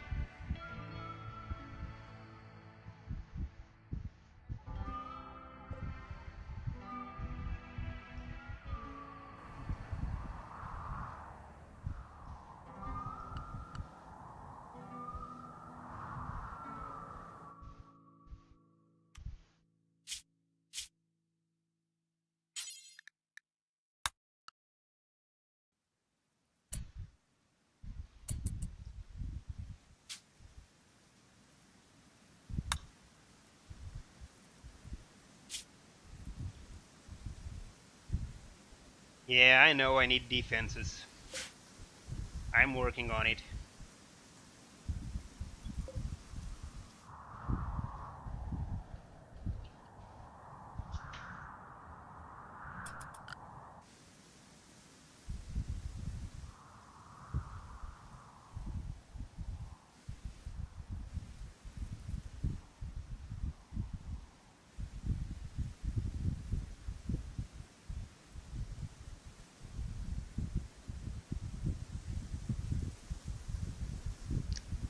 Time to get up.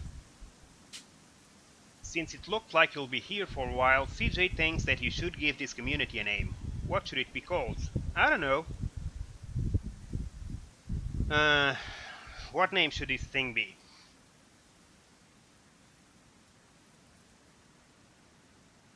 Because I honestly don't have a clue.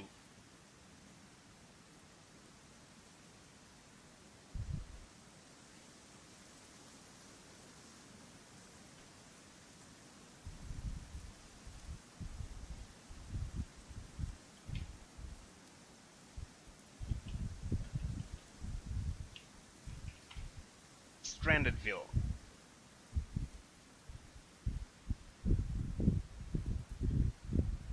No. Trioville.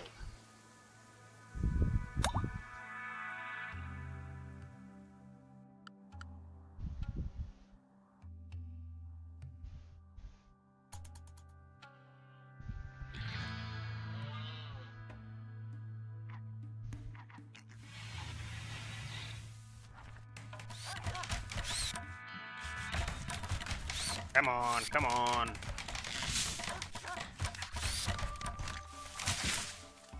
So.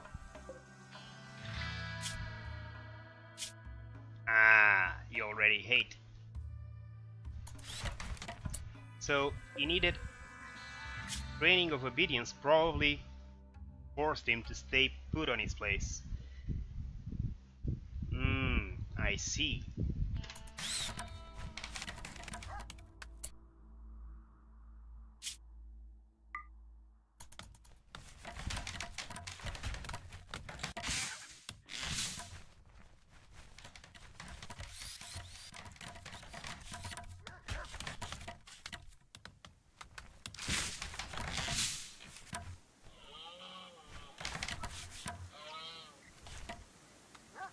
Okay.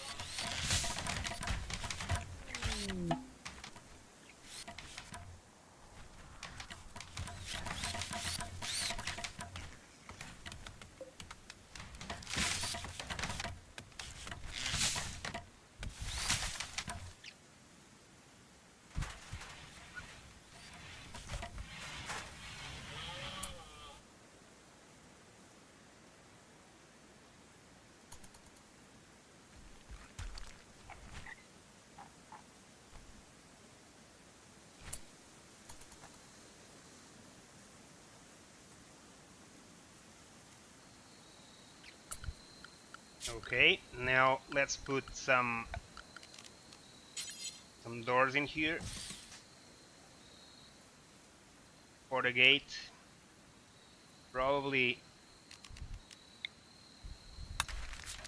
a dual gate, and we will need to do another one on this side, but not yet. First I need to figure out where exactly.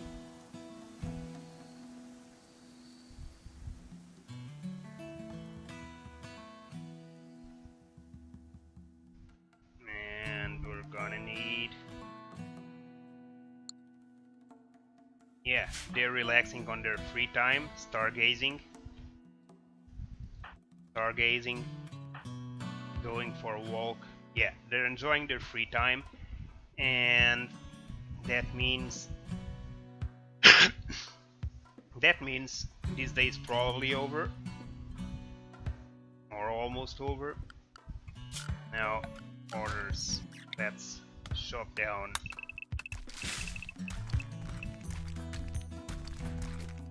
the wood inside the compound.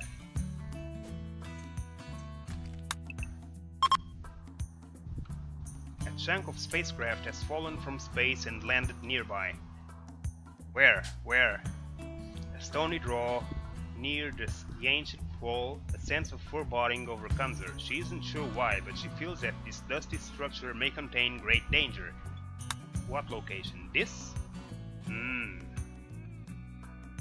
Need to check that out. Where did the chunks fell off? Where did the ship chunks fell off?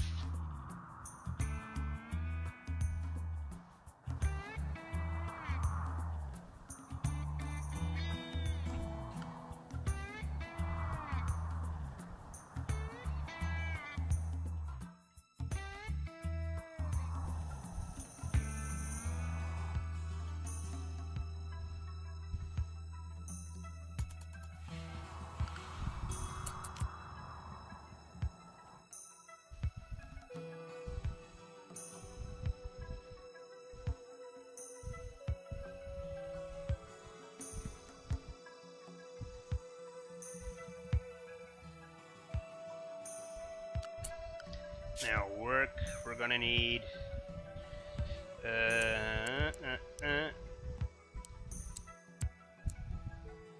change this, and we're gonna increase holding again, and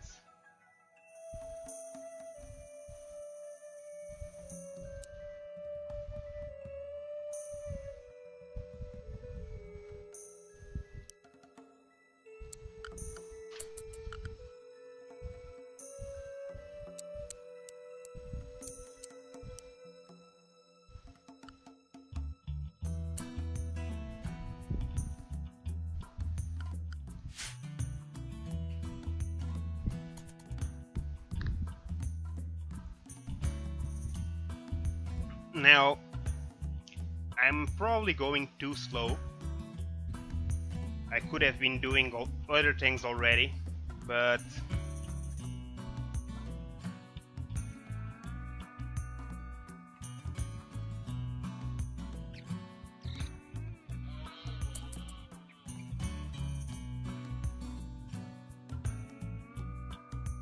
now we're finally gonna start working on that. So let's make another door in here.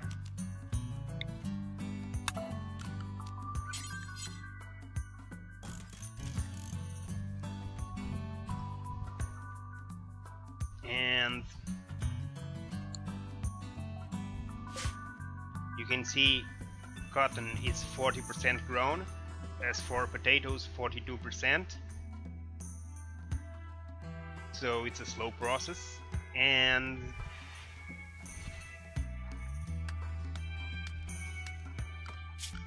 we can also, since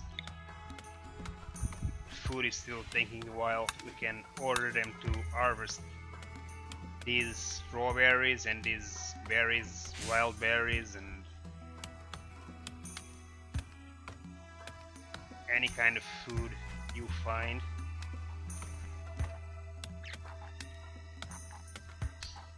They're really running out of food.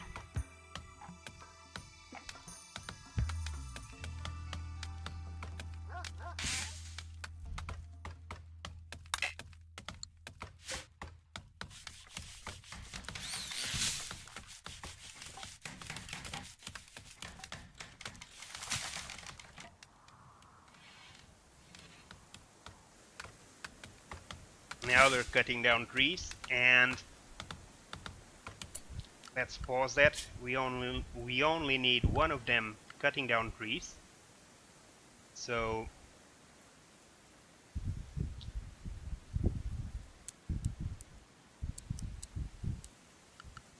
and same here. And for construction, we do need others.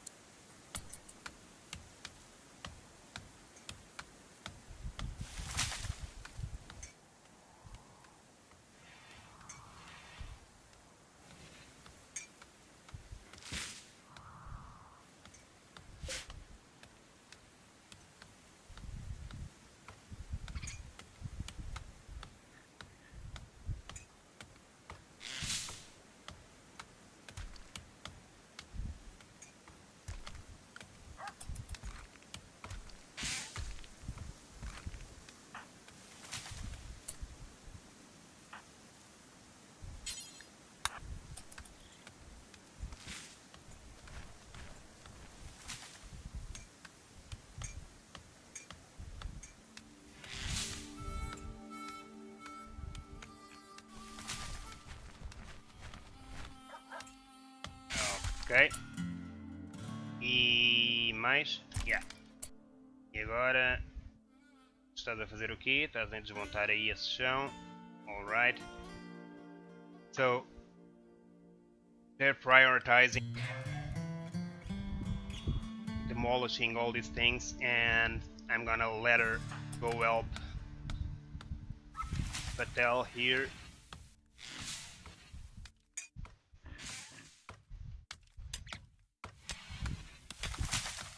No, Patel, you're gonna prioritize hauling steel. Same for you, Tony. For now, you're gonna prioritize hauling steel.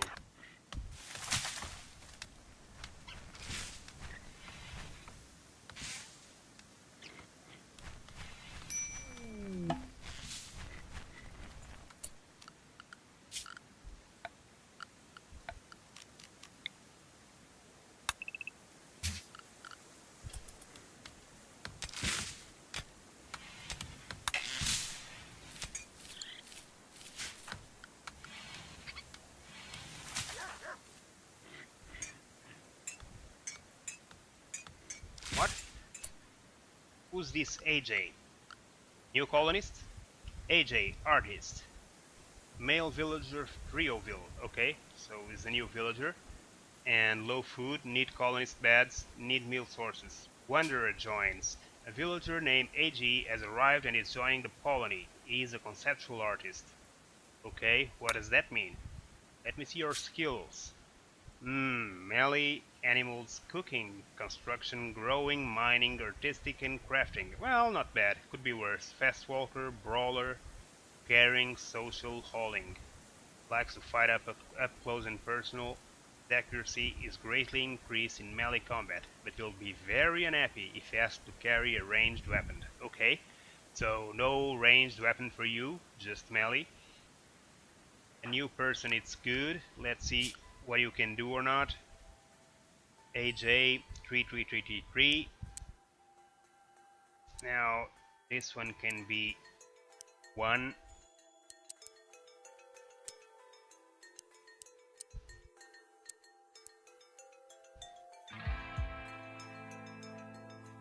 And you can start by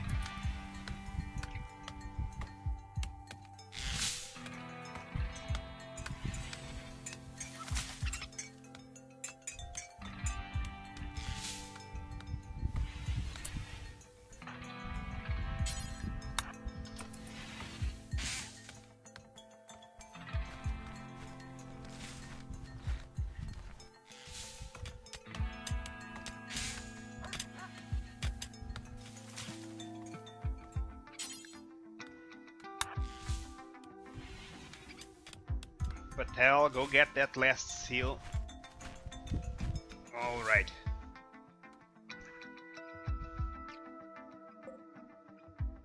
Steel wall. Well, for now, this is gonna be enough. Now, where are you going, Patel?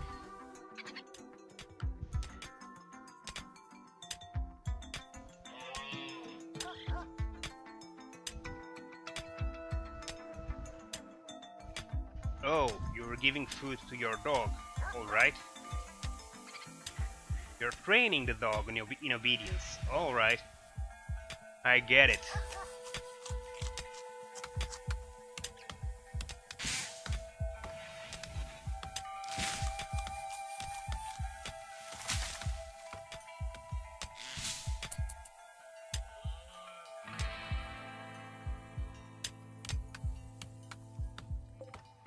More steel. This is all steel? This is all steel, that's great. But I don't think that's all steel. Sandstone, yeah, sandstone. This is steel, this is not steel. Yeah. You got a little more steel in here to farm, which is good, because you're gonna need that steel pretty soon. Now, we're gonna need also another sleeping spot and assign it to AJ.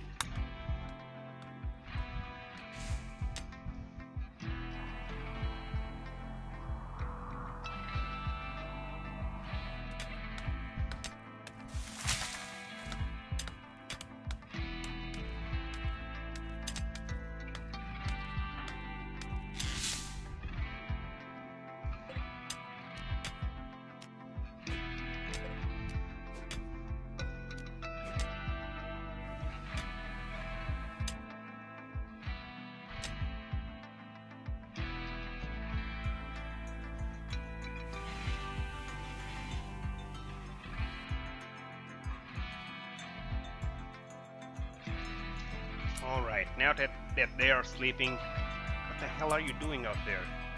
I already made a bed for you.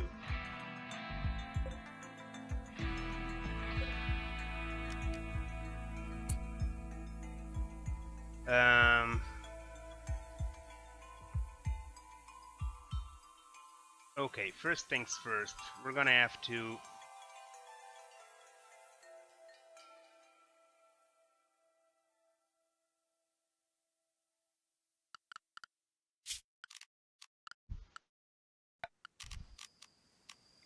delete these zones.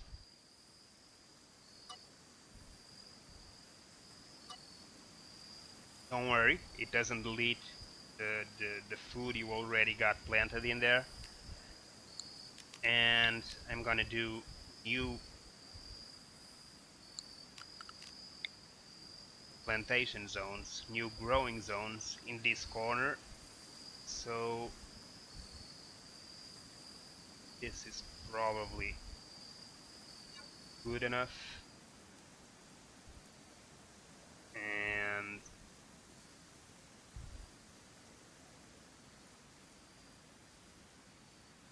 And then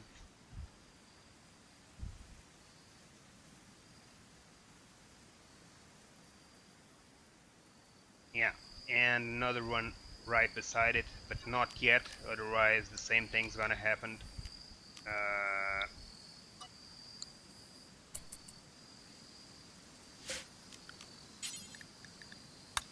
Potato, and let's make a new growing zone for cotton, and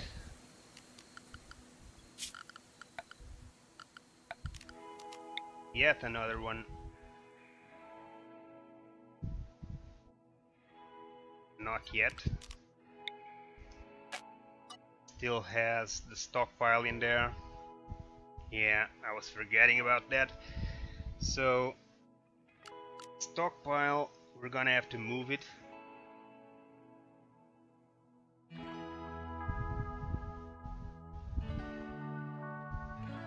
But not right away.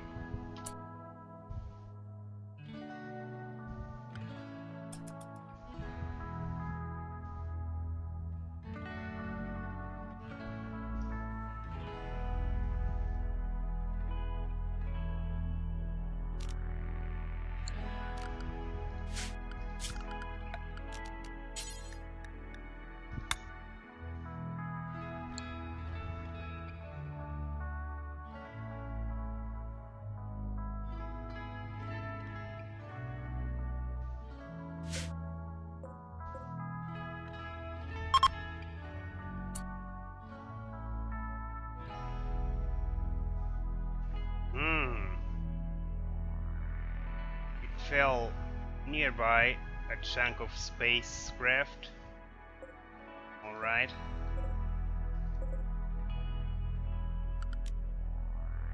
I guess if I deconstruct it, I can find components.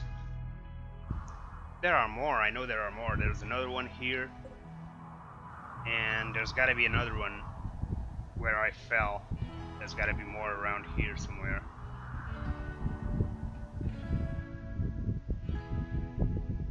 Somebody killed animals here.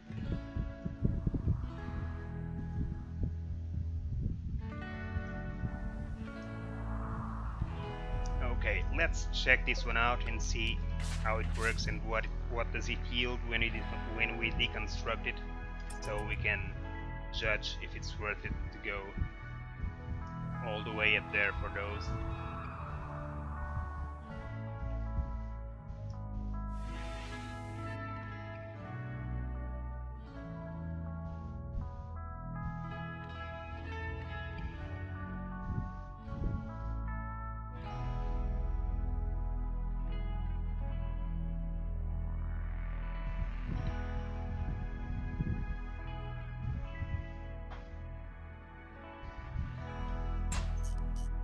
Yeah, components and steel. Components are important, so probably should find all this crap. So let's see.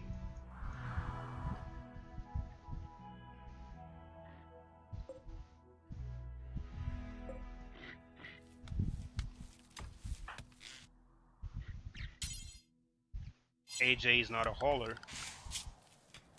Yeah, he's not. But Seiji is.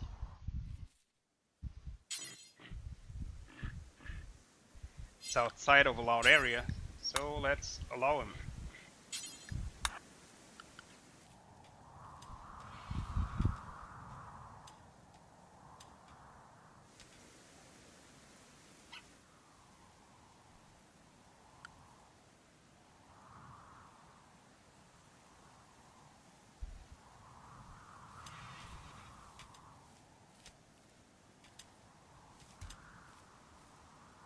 And let's deconstruct this student.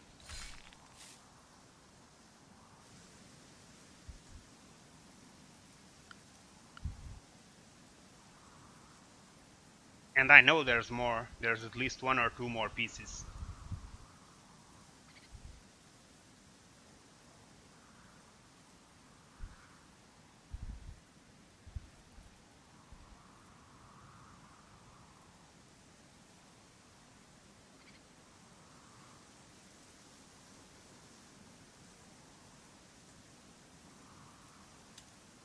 Well, we'll find them eventually.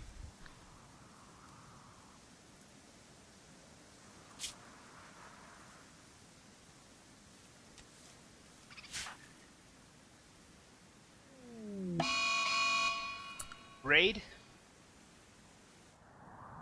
From where? Okay, raid. A group of pirates from Vulture Plane has arrived nearby. They are attacking immediately. Jump to location. What pirates? One pirate, Aleta, that's it. Well, TJ, I'm sorry, but I want you to go grab these components.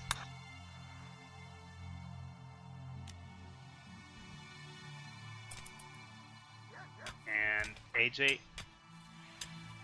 you have been drafted. And you two have been drafted. Get here.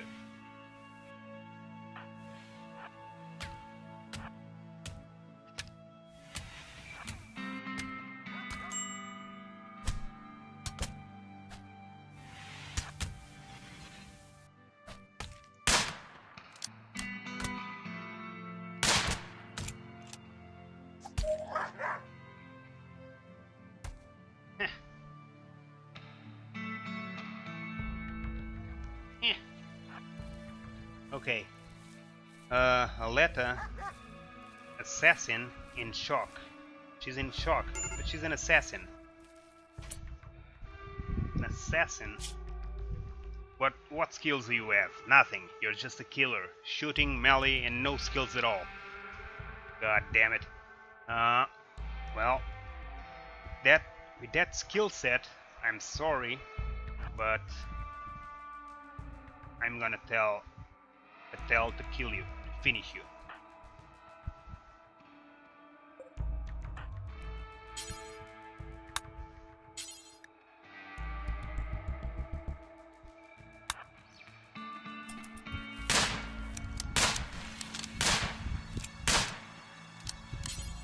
Dead. Dead.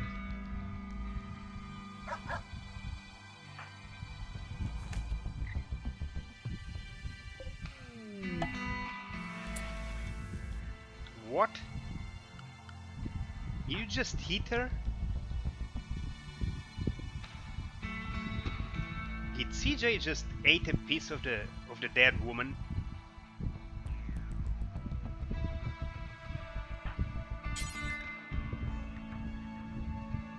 It's free Paletta, and you can go back in and needs. He doesn't need it. He ate it. Rebuffed. I attempted to create a romance, but I got the cold shoulder. Feels bad, man. Okay. 8 without a table. Raw cannibalism. Minus 19. God damn it. 8 corpse. Jesus! I had to eat a corpse without even butchering or cooking it. It was horrible. Why did you eat a man? Jesus! There's still food.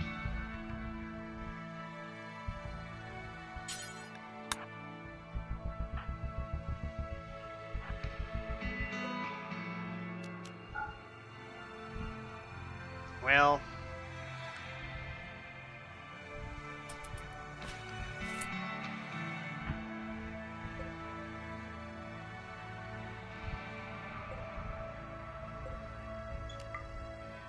so that they can carry the club. I'm not gonna do anything with her body. I should bury it because these cannibals will hit them. But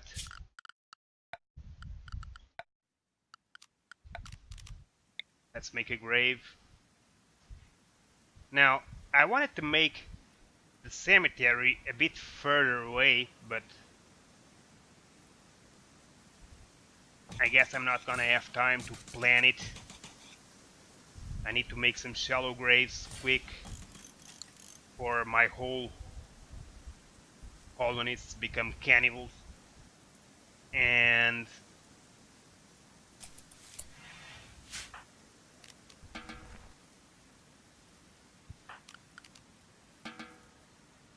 undraft all, and you can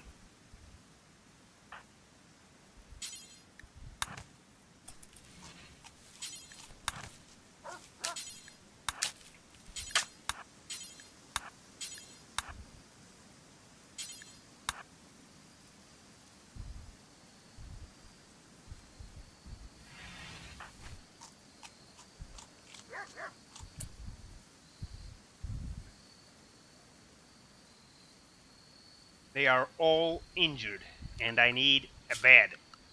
So we need to make a bed, at least one bed. We're gonna make more, but deconstruct, and we're gonna prioritize the construction of these beds.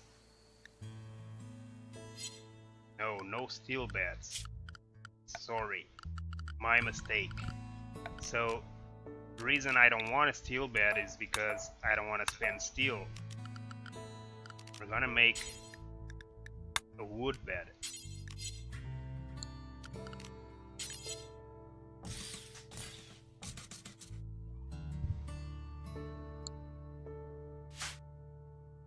And you, AJ, are gonna be prioritized to build these wood beds.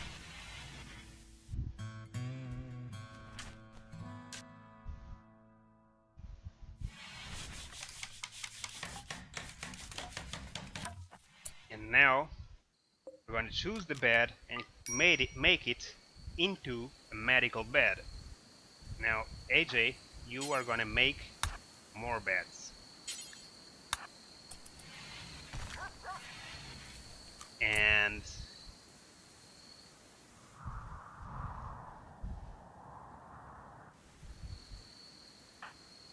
Tony, malnutrition, trivial, Patel, Ruiz, club.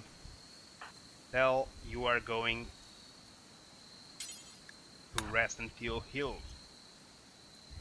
The reason you're doing this is, well, they had a fight with this guy right here, and some of them got wounded.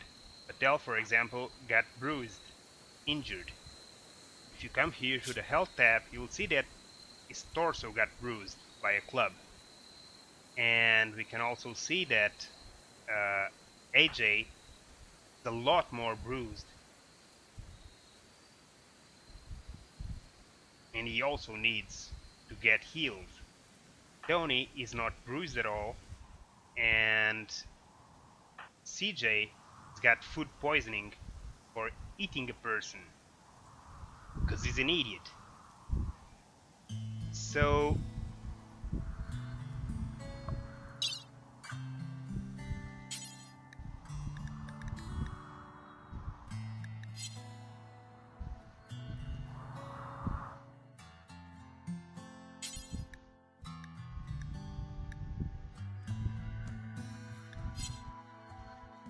Patel, I'm gonna prioritize that you bury Aletta in a shallow grave. Finally. And who's in a terrible mood? CJ? Okay.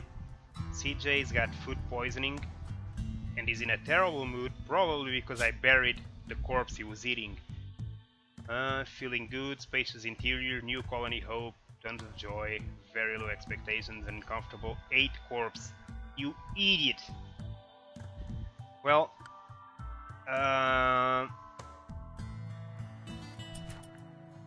make that bad, AJ. I'm not kidding. Jesus, AJ. Rest until healed. And you, Tony, let's help make a bed here. For you too.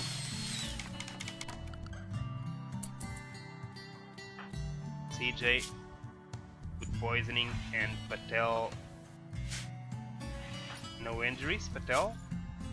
Good, good. That means the injury was healed. Now, medical bed, and CJ is still suffering from food poison. Rest until healed.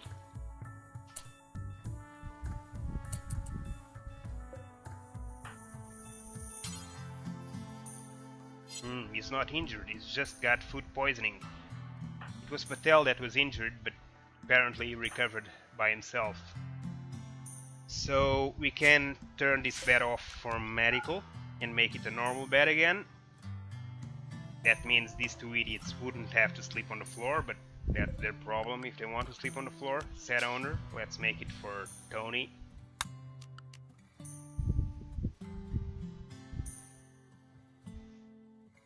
That means we can deconstruct this and this, and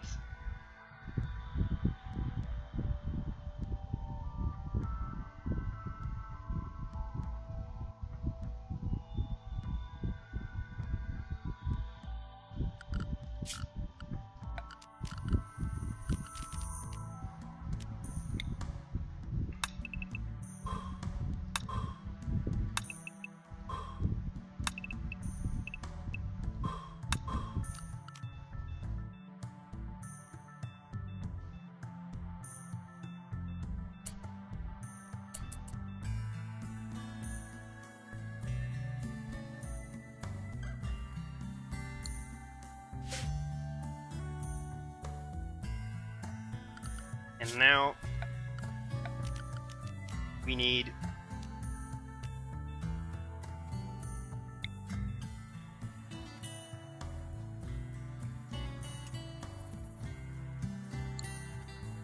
a stove, and we need power. I wanted to advance a little more before making this, but I guess I cannot wait anymore. So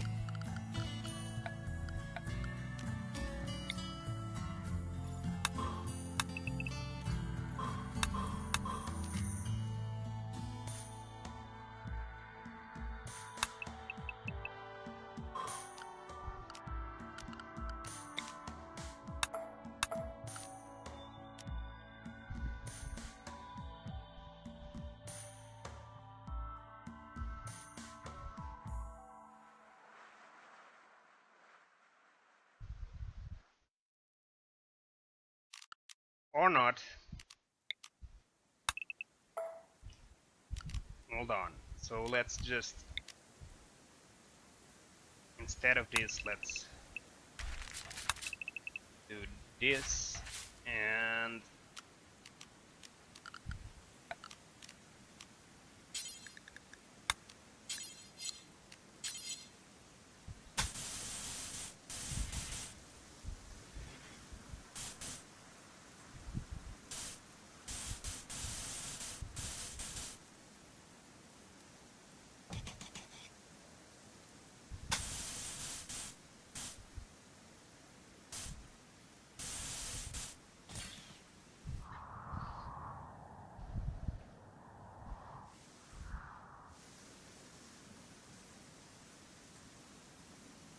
Okay, now wood is not an ideal solution. You need to replace these wooden walls as soon as possible by stone or steel because wood is flammable and it burns. So it's an easy way to attack you.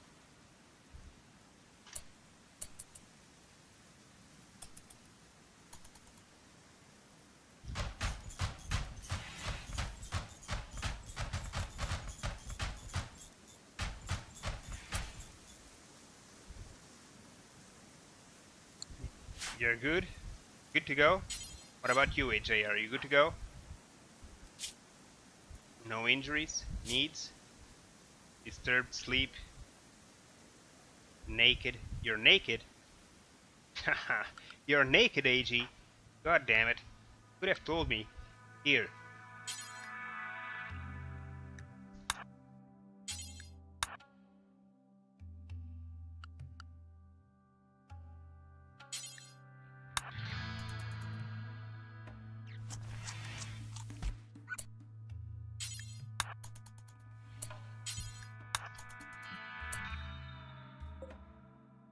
Steel mace. Hmm.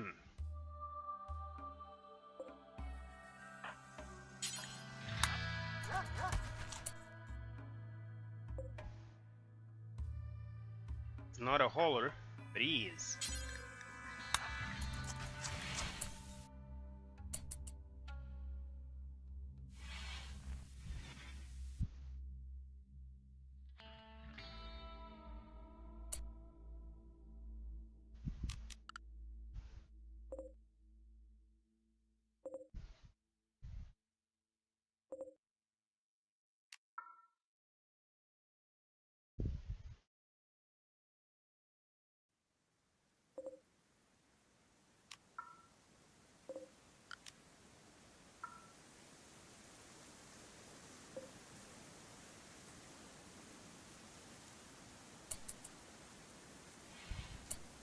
Now, it's time to build and haul.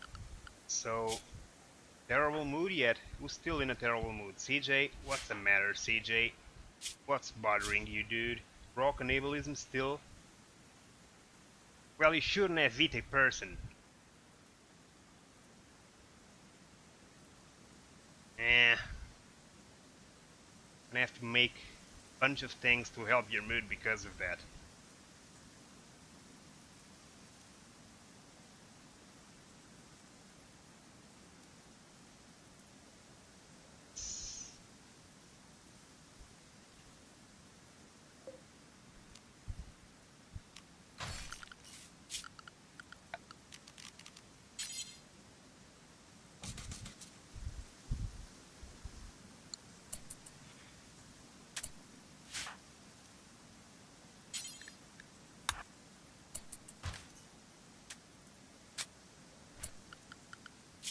Now, let's change the priorities for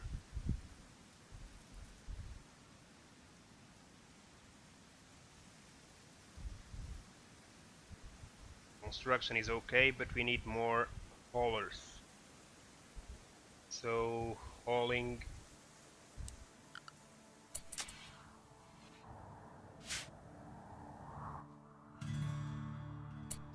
Wild boar self-tamed. A wild boar has become tamed. It's now designed Wild Boar 1. Where is the wild boar? Jump to location. How the hell did he get self-tamed this far away?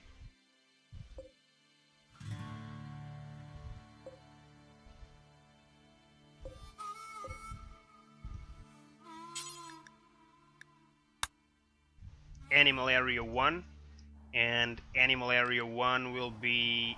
we need to define it. Animal Area 1 will be probably...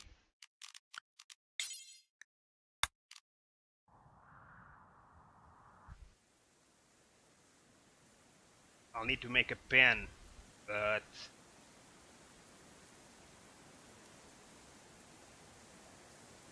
for now, I guess it will have to be here.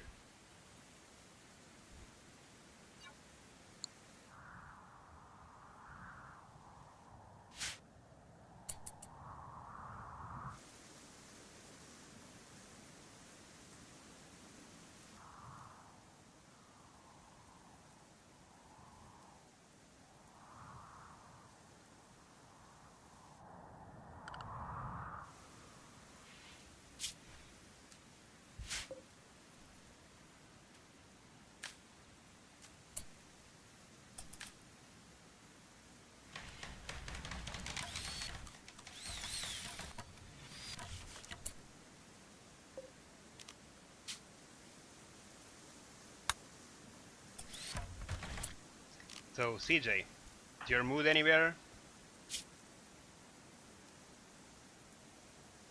You no longer sleep on the floor. Yeah, shared bedroom is bothering everyone, I see. But there's not much I can do about it right now, so...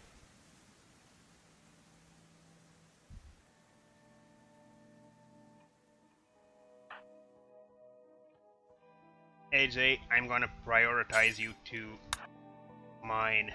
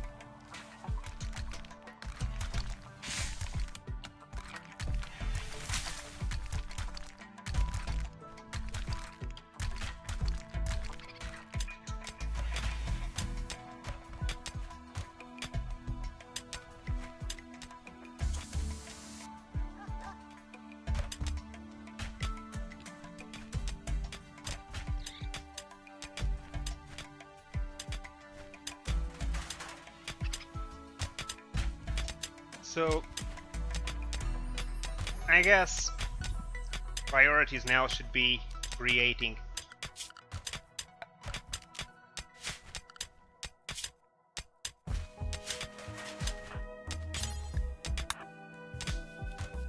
I need to clean this place.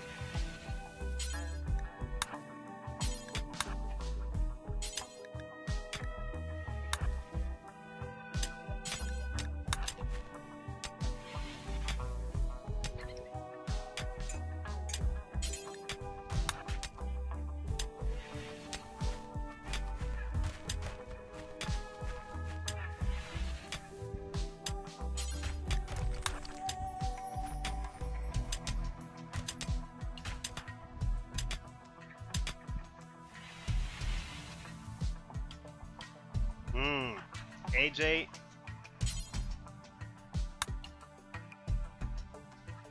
you need to... You're not a hauler, so it's gotta be you. Limestones. And prioritize hauling steel.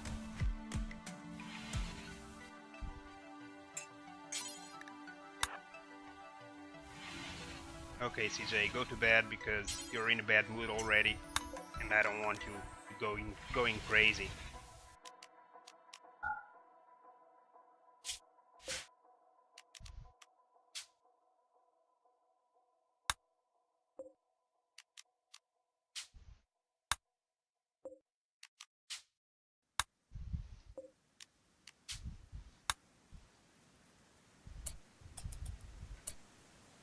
Now, Del, go clean rock rubble and then go to bed. Tony, go clean rock rubble and then go to bed. CJ, go clean sandstone and then go to bed. AJ, go clean rock rubble and then go to bed. Or not.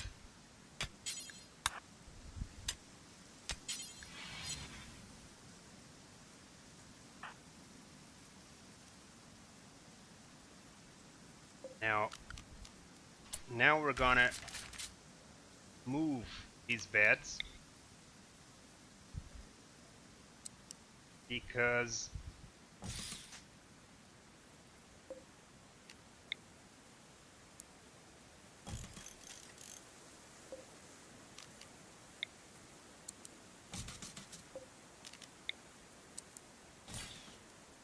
I need this wall free.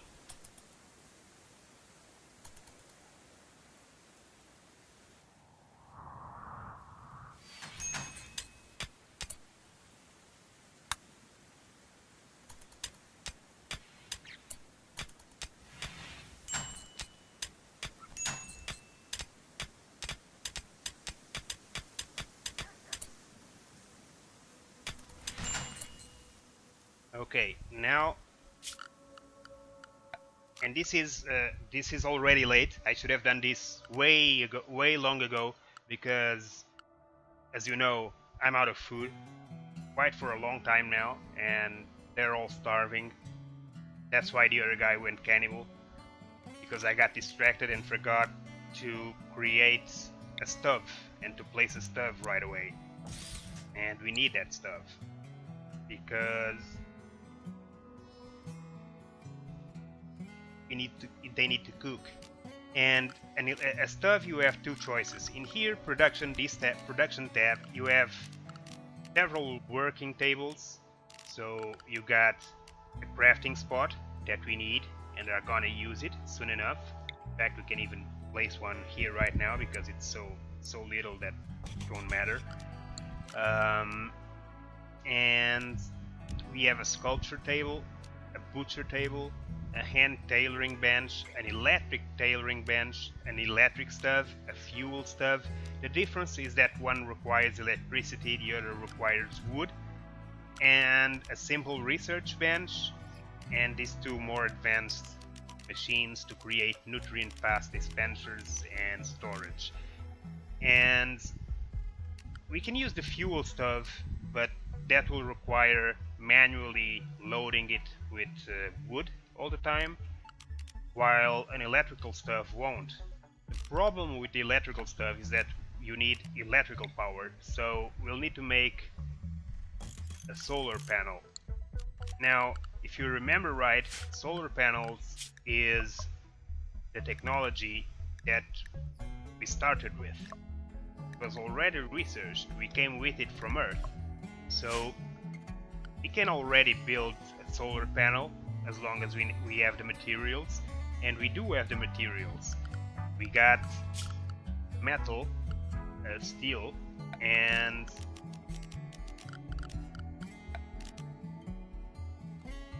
components. We also need a power conduit to connect the solar panel to the house. And we can add a switch if we want to turn it on and off. But for now I'm not gonna add the switch because this is a temporary solution. I don't want the solar panel to stay here, so for now it will work just to power the stove and any other machine that I need to place in there. Probably I'll also need a simple research bench to be placed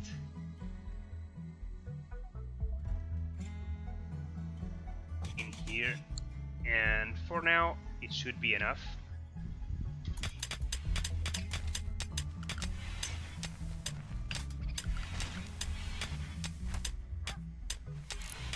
We're gonna need also a tailoring bench, but not right away.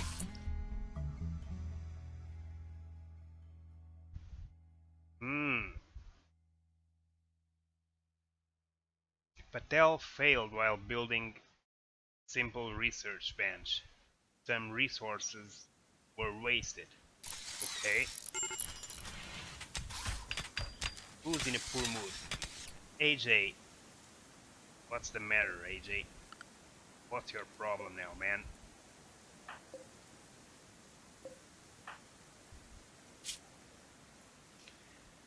Tons of joy, low expectations, and comfortable, wearing worn-out apparel.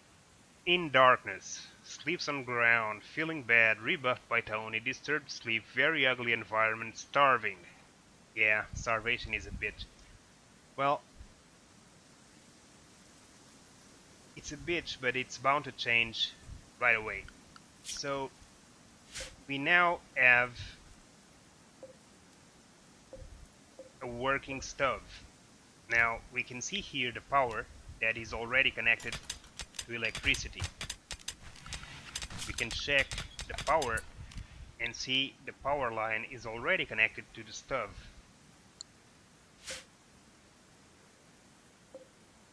And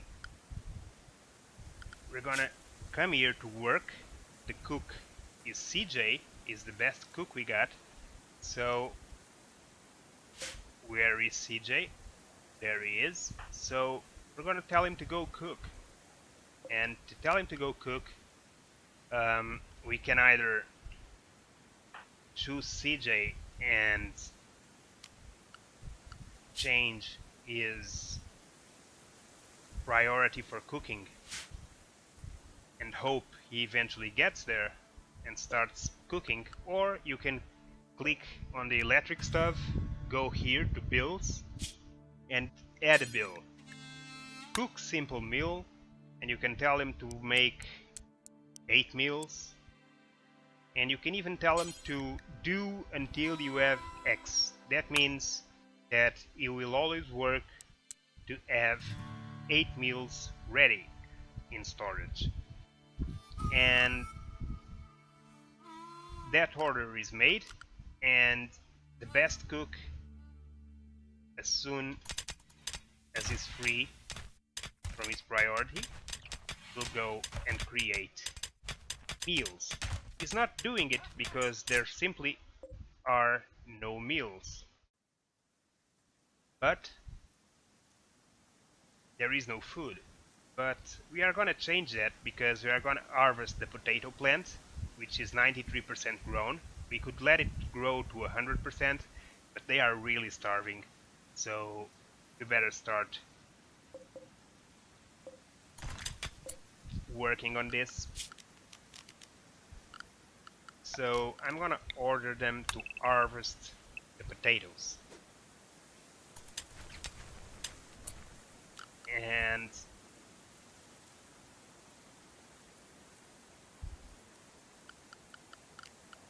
we are gonna change the priorities of plant cutting so that they all work on this real quick. And you see that as soon as they picked up some potatoes, they ate them already. They ate them right away because they were starving. Didn't even wait for them to be cooked or picked up.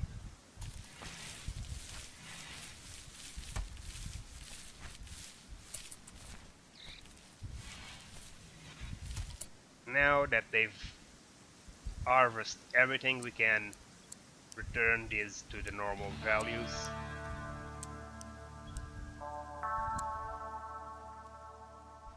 And CJ has started making meals. Things are looking brighter again, so they're harvesting cotton.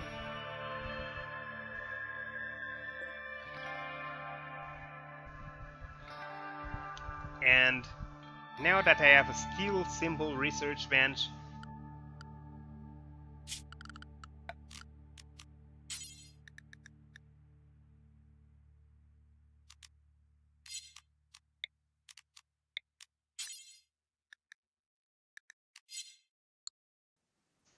we can finally start the research. So unresearched, I'm gonna do stone cutting first because it's the quicker and it's the resource we have available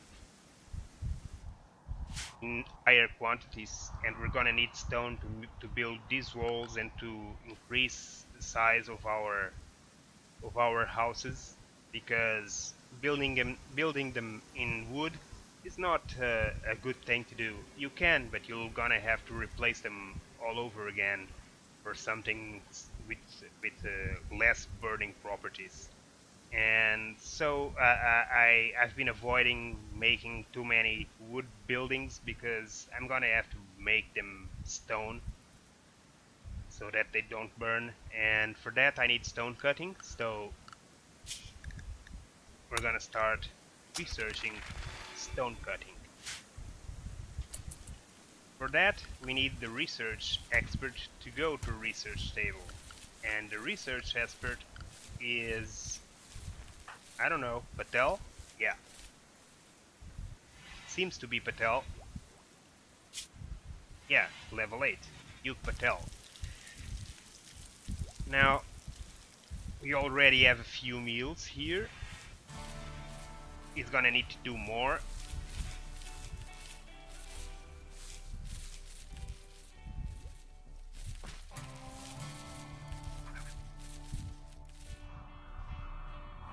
We have visitors trying to enter.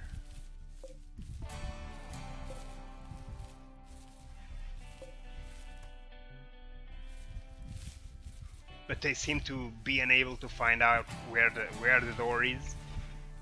So I'm not gonna help them to find it. And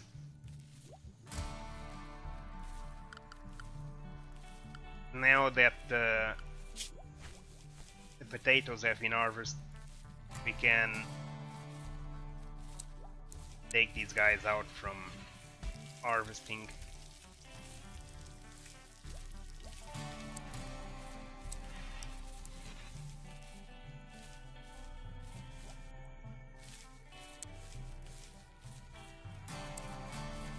And throw them into mining and constructing again, because we're gonna need those.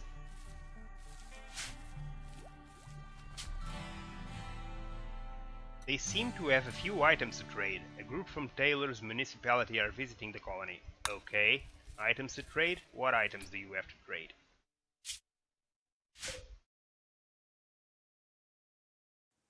Social. Have a nice chat with Finn, had a nice chat with Adam. Gear, pump shotgun, devil strand t-shirt, cloth pants, silver, package, survival meal. What else do you got there? Fine meal, Sintret tuque, Megatherium wool shirt. And you? Oh, you got a lot of items to trade. Okay, so charge rifle, boats. So how do I trade with him?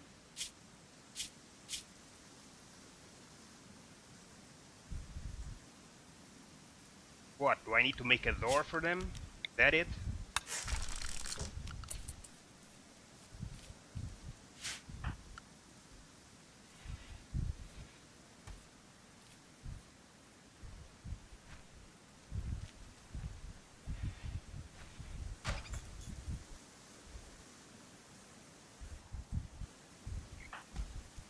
Okay, AJ. Trade with Harrison. Critical alert, poor mood. Patel. What's the matter with Patel? Oh, I bet he's not happy with the environment. It's ugly as hell. Yeah, obviously, in darkness and comfortable. Yeah, that's so stupid of me. Let's give him some lights. Here, Patel. No, actually, don't. Cancel this, and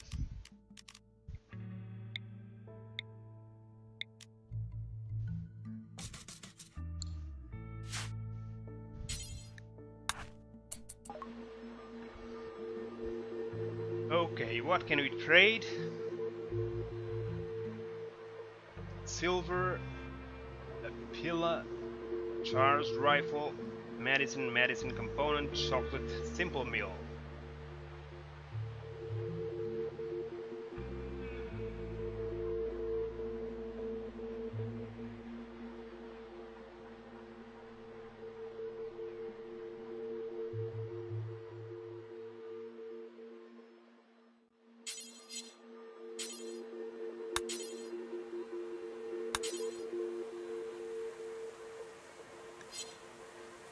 So these are the items you want to sell.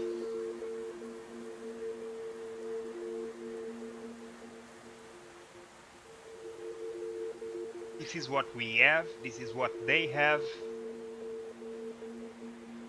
I don't want to sell components, but so they're asking 23 for their meals while I'm asking 9. 21 to 8. Yeah, but I got medicine and you don't. Oh, you do. You only have 2. You're asking 17. I'm asking 6. 9, 19, 27. Okay. 125. Jesus, 125.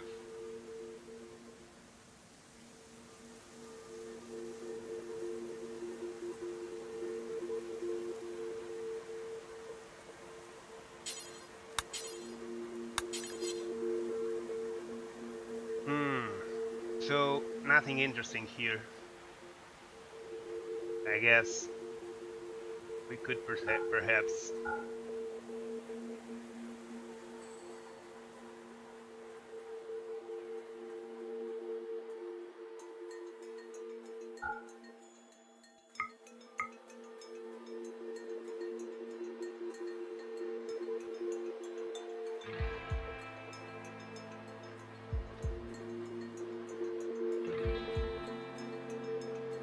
in silver.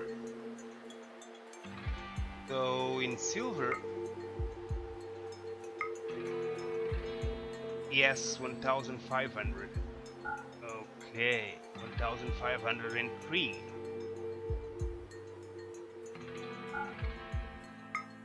So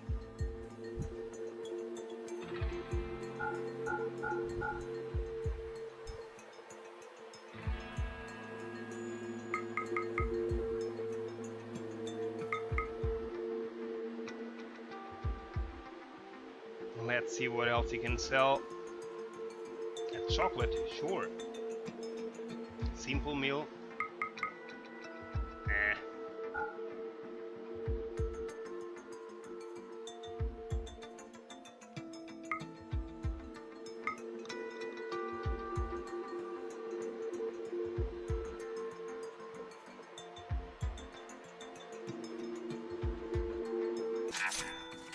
Done.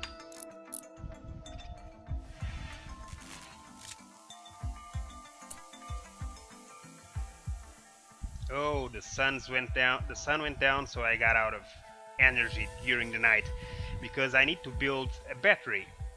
But a battery cannot stand in the rain, so it needs to be covered.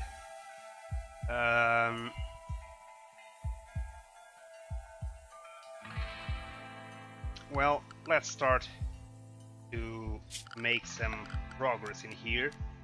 So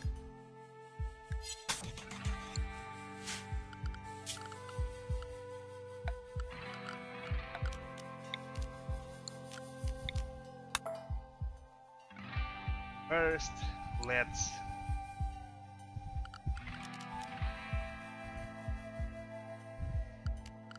choose a roof area that is larger.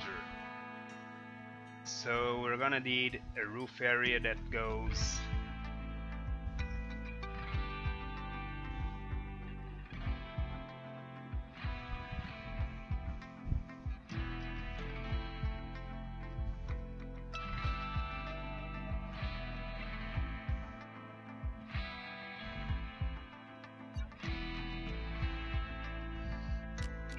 probably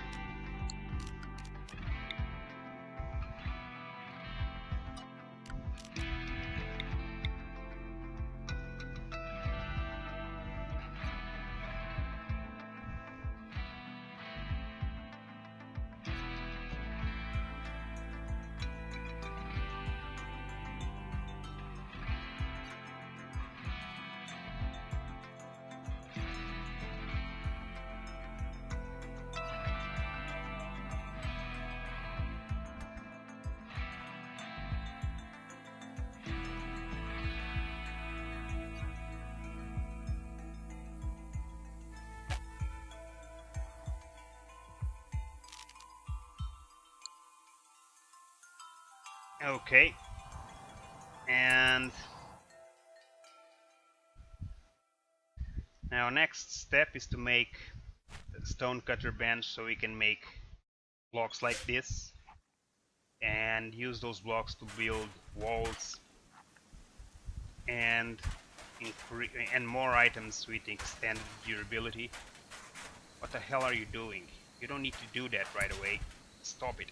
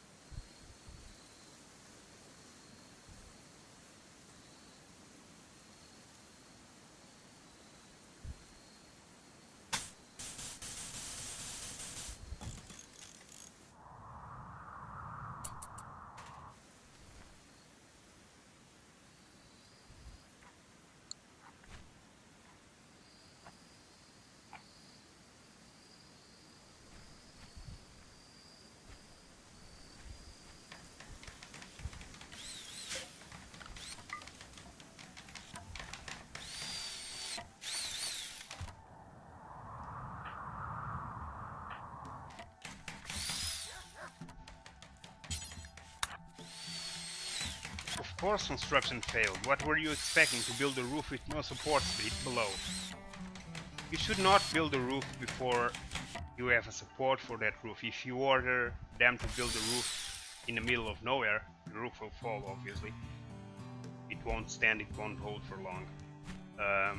When I ordered this area to be a roofed area, it wasn't supposed to be for them to build it right away. It was just a market, but apparently they go and build it right after. So as long as they have minimum support, and he had minimum support in here because of this stone construction, but it was a bad idea.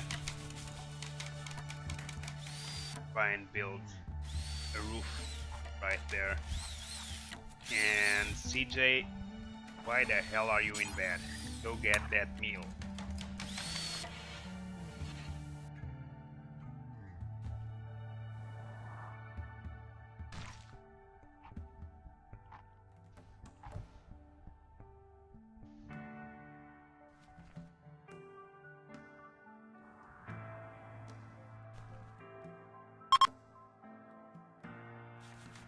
Finally.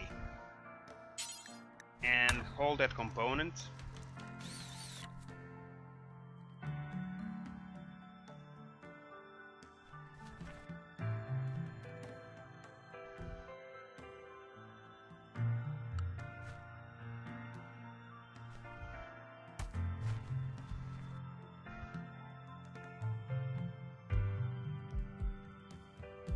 Why the hell are you sleeping out here, man?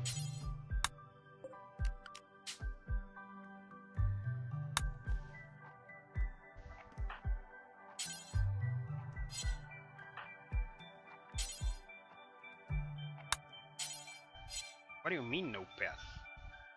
Are you kidding me? No path? Oh, because of this? No, it cannot be. Of course there's a path.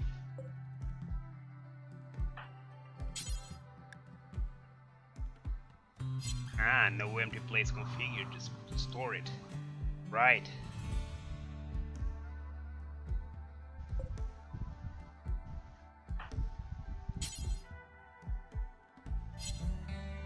What do you mean, no stored place? Isn't here a store place? This thing's getting glitchy. So...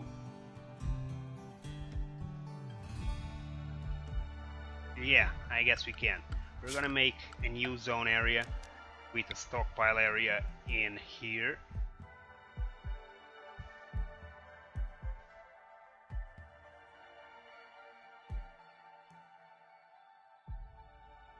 Doesn't need to be too big.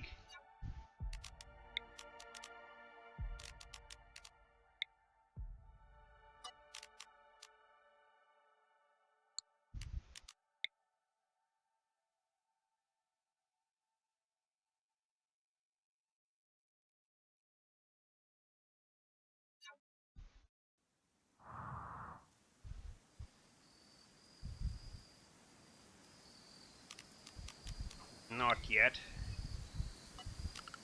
I guess it can even extend it a little more.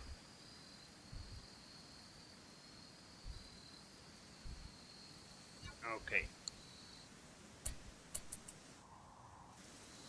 And Patel, can you get this or not? No path, he said. I wonder why not. Oh, okay, because I made a wall there. So, structure, clear this, and well, now you can. All steel.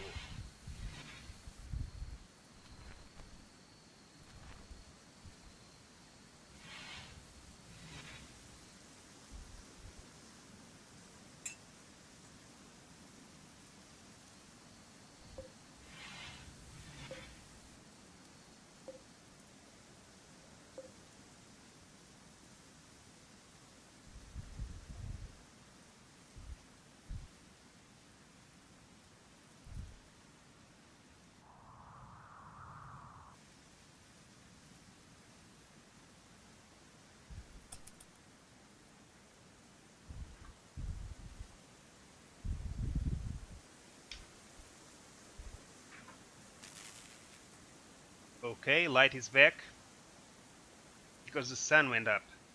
But that's no system. We need light in the night, not during the day. So we need a battery.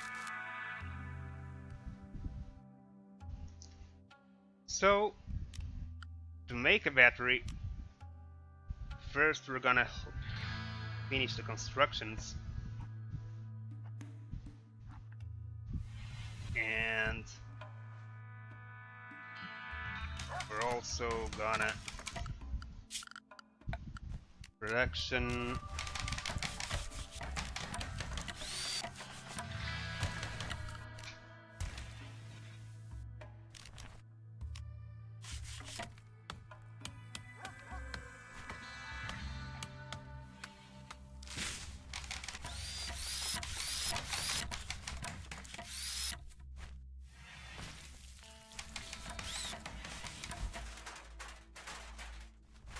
Now.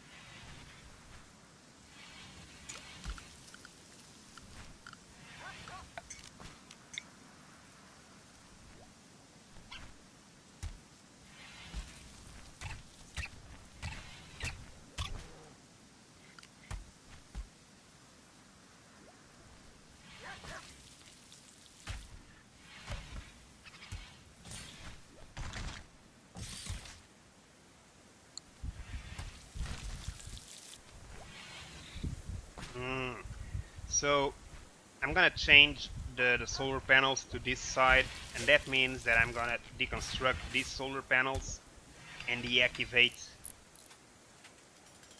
my electric stove. That also means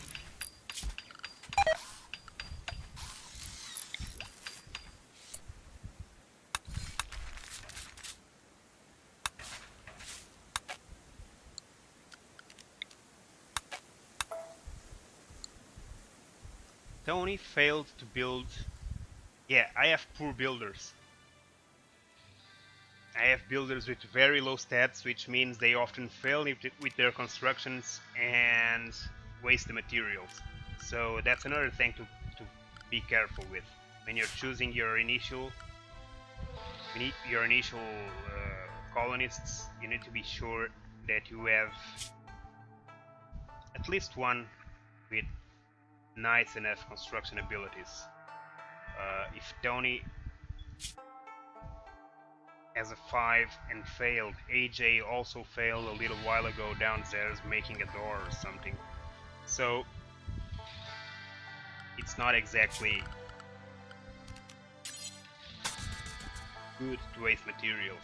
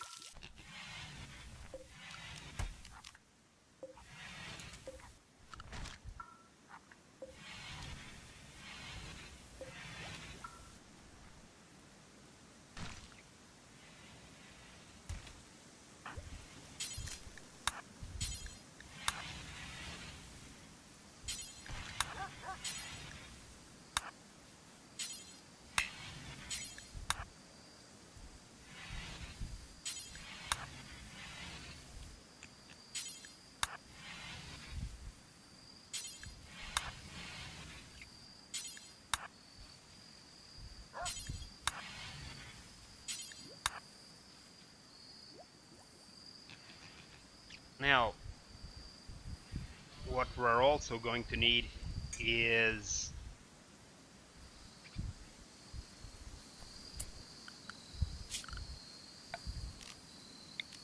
batteries, and those batteries are gonna have to be below some kind of roof, because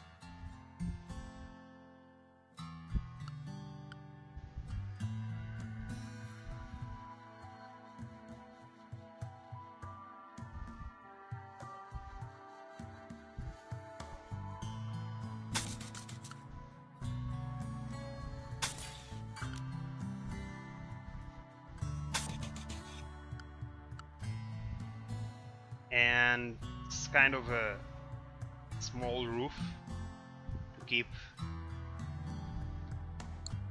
the batteries protected. But you need to be careful because the solar panels cannot be below the roof or they won't get any sun. So be careful with that. We can also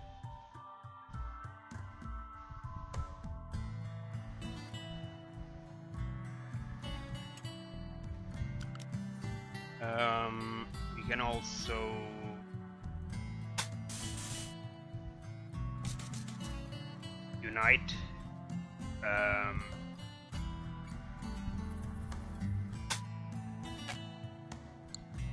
with electricity and put a power switch in here,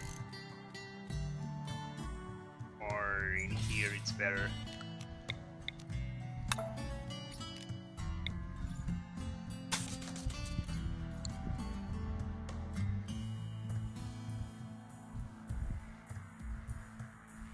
We'll need to turn off electricity when it starts raining to avoid a short circuit, to avoid getting shocked. And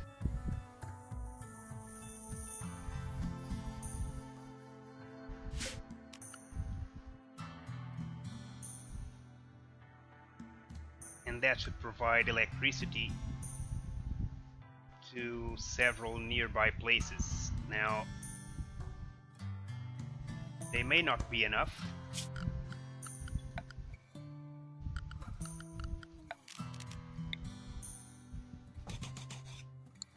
but we'll see. And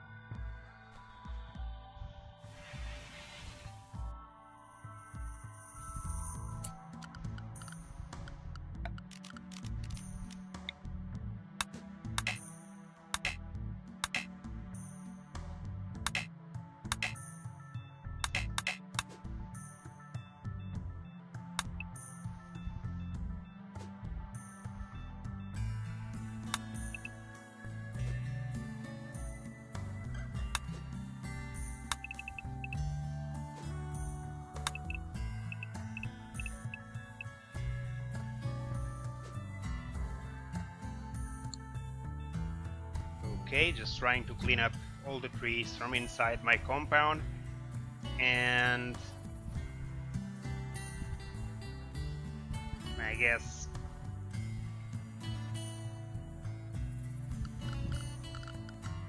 we can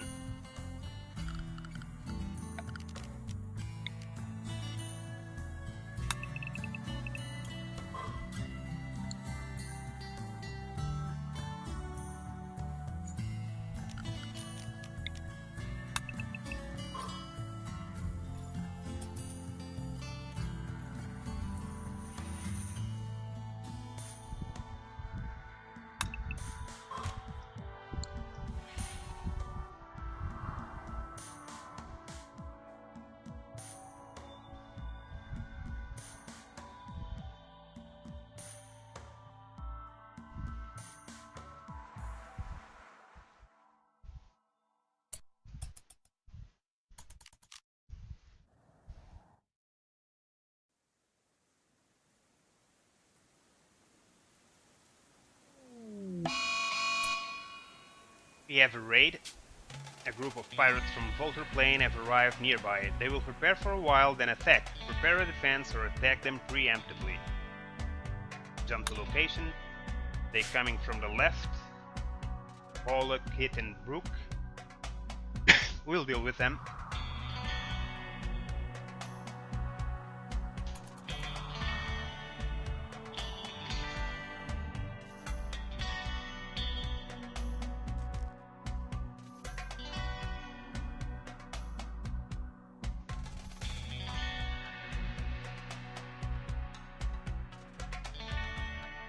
Here they come.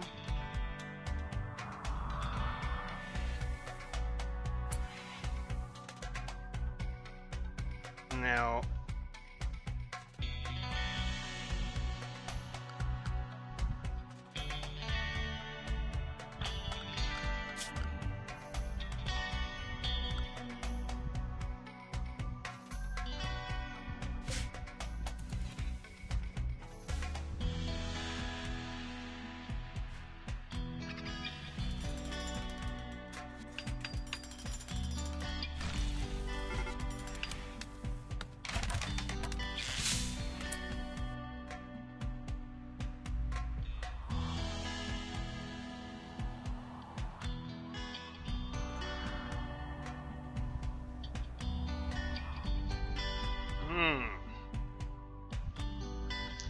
Kit is getting alone, so while these two are coming up, this one is coming down, so we're gonna take care of that one alone.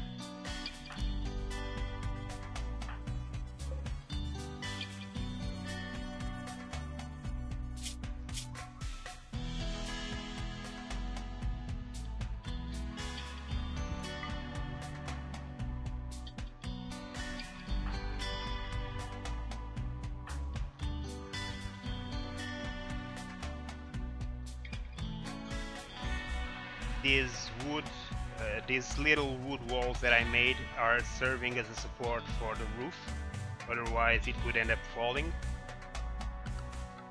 I hope it's enough, I'm not sure. And the reason I expanded up all the way up here was to try to include this geyser inside the compound for a later build of a power resource. And we're pretty much gonna have to excavate all this and rebuild all this structure with stone. And I'm also gonna order not sowing on this area to make it all equal at the same time, and because probably after all this cotton we're not gonna need more cotton anytime soon, so we're gonna change the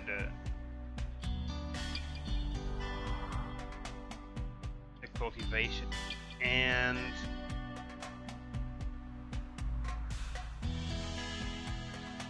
for now, let's just deal with these invaders. Let's draft our people and unite them here. Slow down the speed and take him out.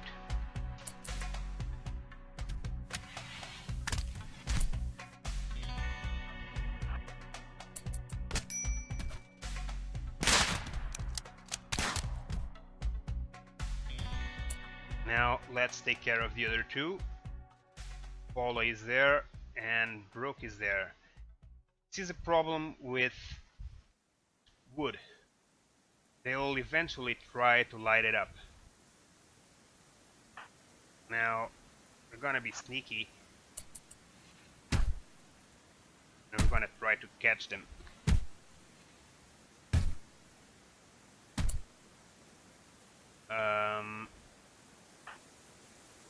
Patel is gonna fire at Brooke.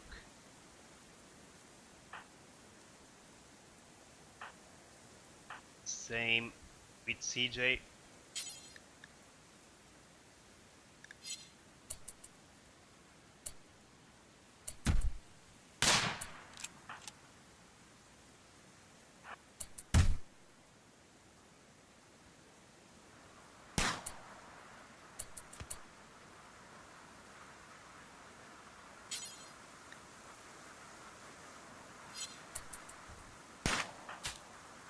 Now, all together, take advantage of Paula being distant and end them. And now, take care of Paula before she runs, because she's in panic and trying to flee away. Catch her! Catch her!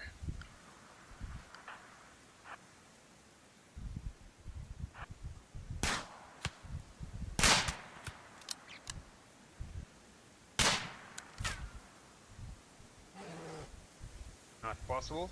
Okay, time to go back before the bear comes up after us. And let's see, these people, are you dead? Dead. And are you dead? Dead. Good, no survivors. So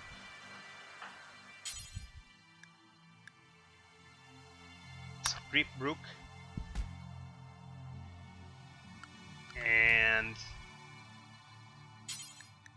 strip Kit and Tony, you're undrafted. No, no, no, Tony, you're gonna bury Brooke.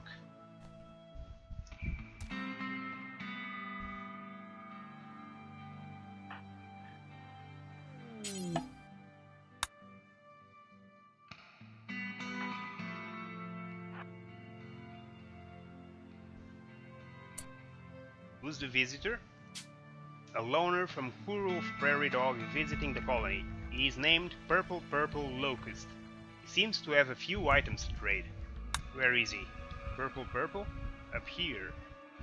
Okay, well, If he comes near, we'll trade. And yeah, Tony, bury that guy.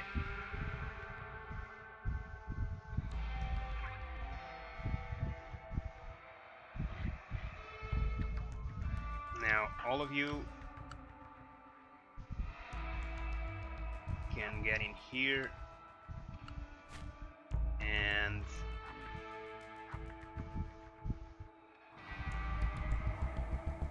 Tony, you can prioritize burying Kit instead of trying to eat food behind everyone else's back. And 3 of you now undraft. We can undraft all of you and can tell Patel to call. We can tell AJ to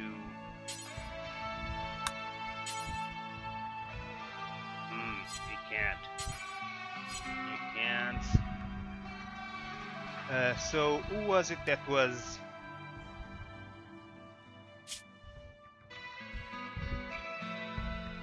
just this guy that was worried because of his clothes, right?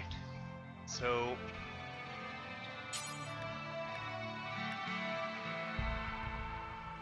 shoddy or normal. Okay. And Patel, you have good clothes.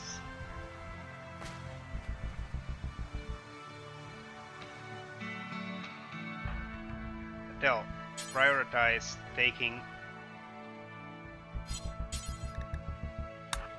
hauling package meal. Hercules already started eating this package meal.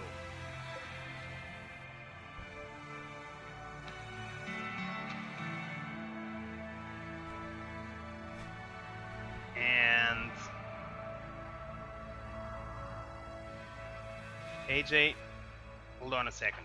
AJ, go here and wear this clothes. And now let's see who got hurt. Tony, you got hurt? Blood loss, bruise, gunshot. Okay. Medic. And Tony, you're gonna rest until healed. AJ, you're gonna get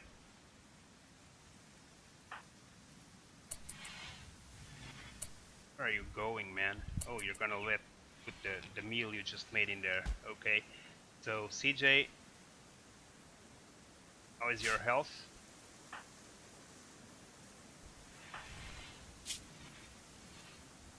Bruise from a club in the torso. So medical and medical and medical, it seems. Patel, left leg. Rest until healed. AJ, already on his way to get resting until healed. And CJ is also going to rest until healed, but he's not injured, so he doesn't need to rest.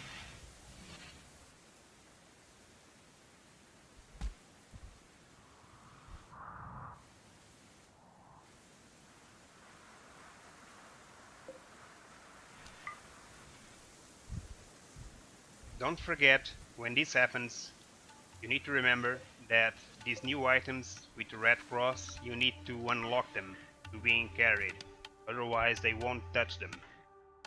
While they have the red cross over them, it means they are forbidden to touch them. So you need to unlock them so that they can carry them back to the compound and to your stockpile.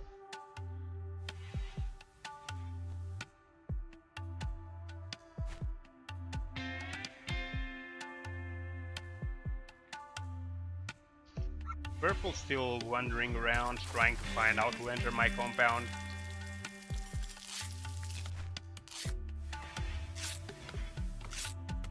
Now we're gonna give them orders to mine these things in here.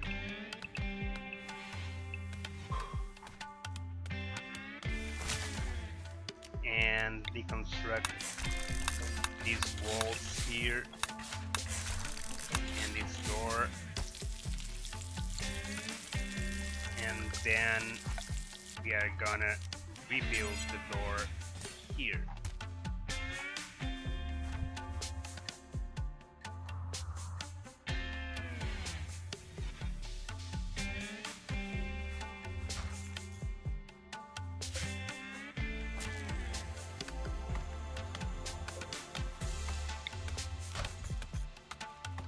It's too far for the energy to get there.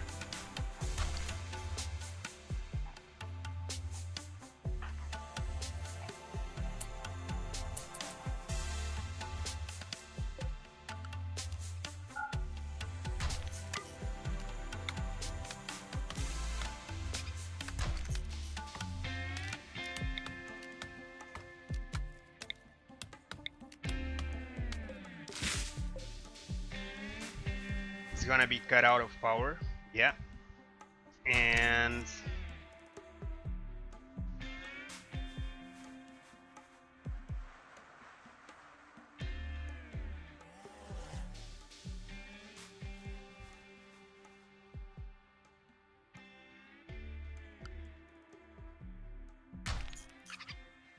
we are gonna need to make a small change in here, spare some time, otherwise we're gonna have this problem for quite some time yet.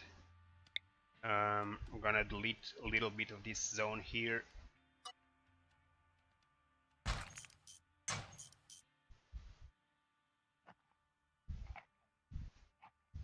And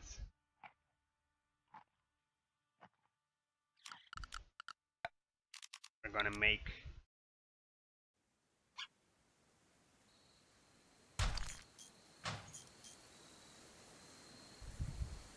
solar generator, but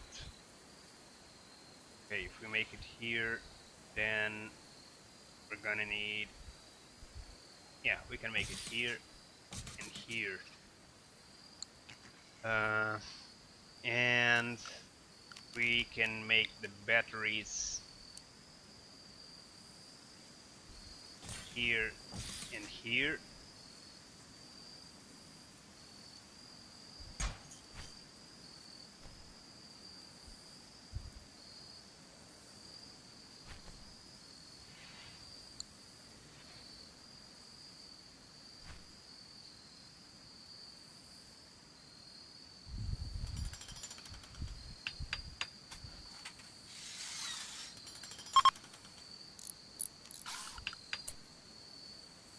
And we can make small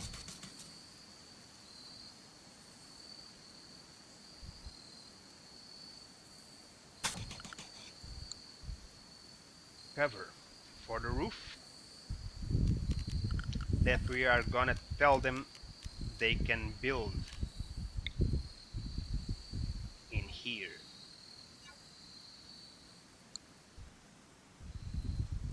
So roof area,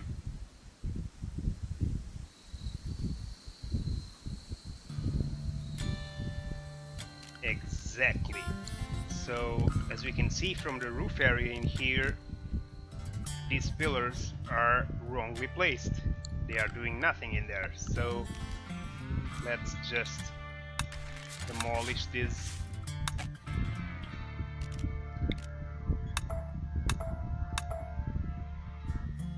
And let's make them a little more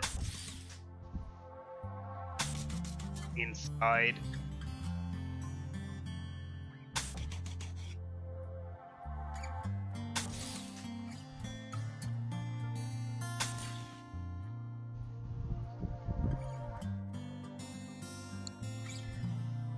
All right.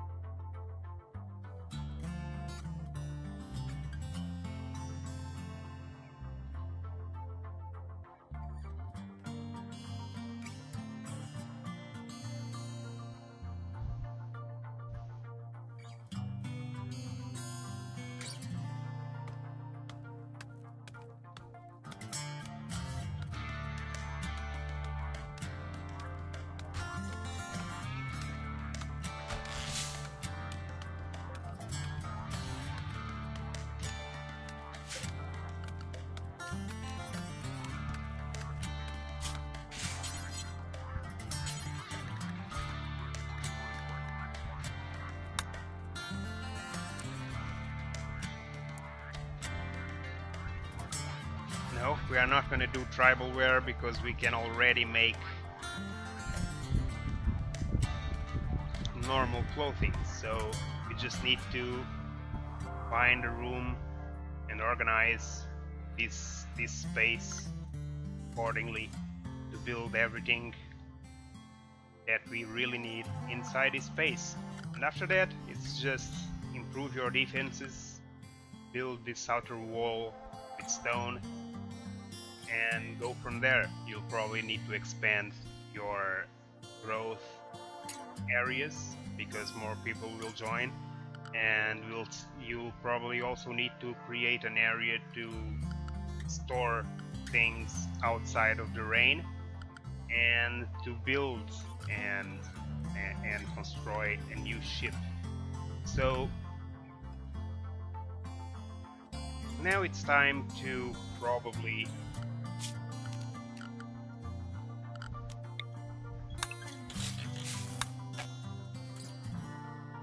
do a few things here that,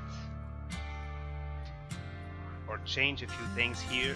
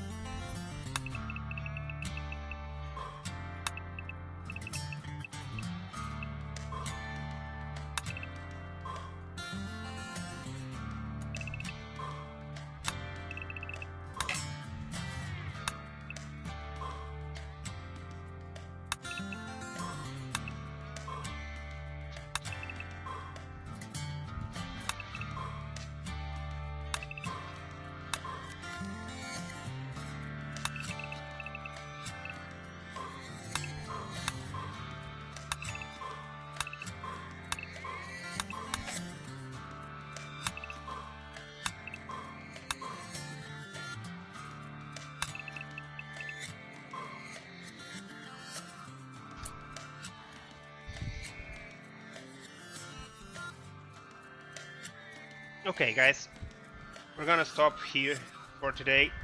We'll continue this next time. Disease, infection. So Tony has gotten sick from infection. The infection is in her torso. Ensure you have a medical bed and a doctor. Make sure that Tony gets proper treatment and spends as much time in bed as possible. Okay, so Tony is already in bed. But she's also the medical, so she can't be the medical right now because she's sick. So let's get Grunt to be the medical for now.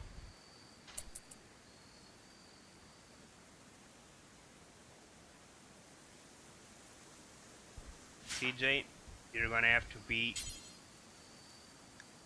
prioritizing treating Tony.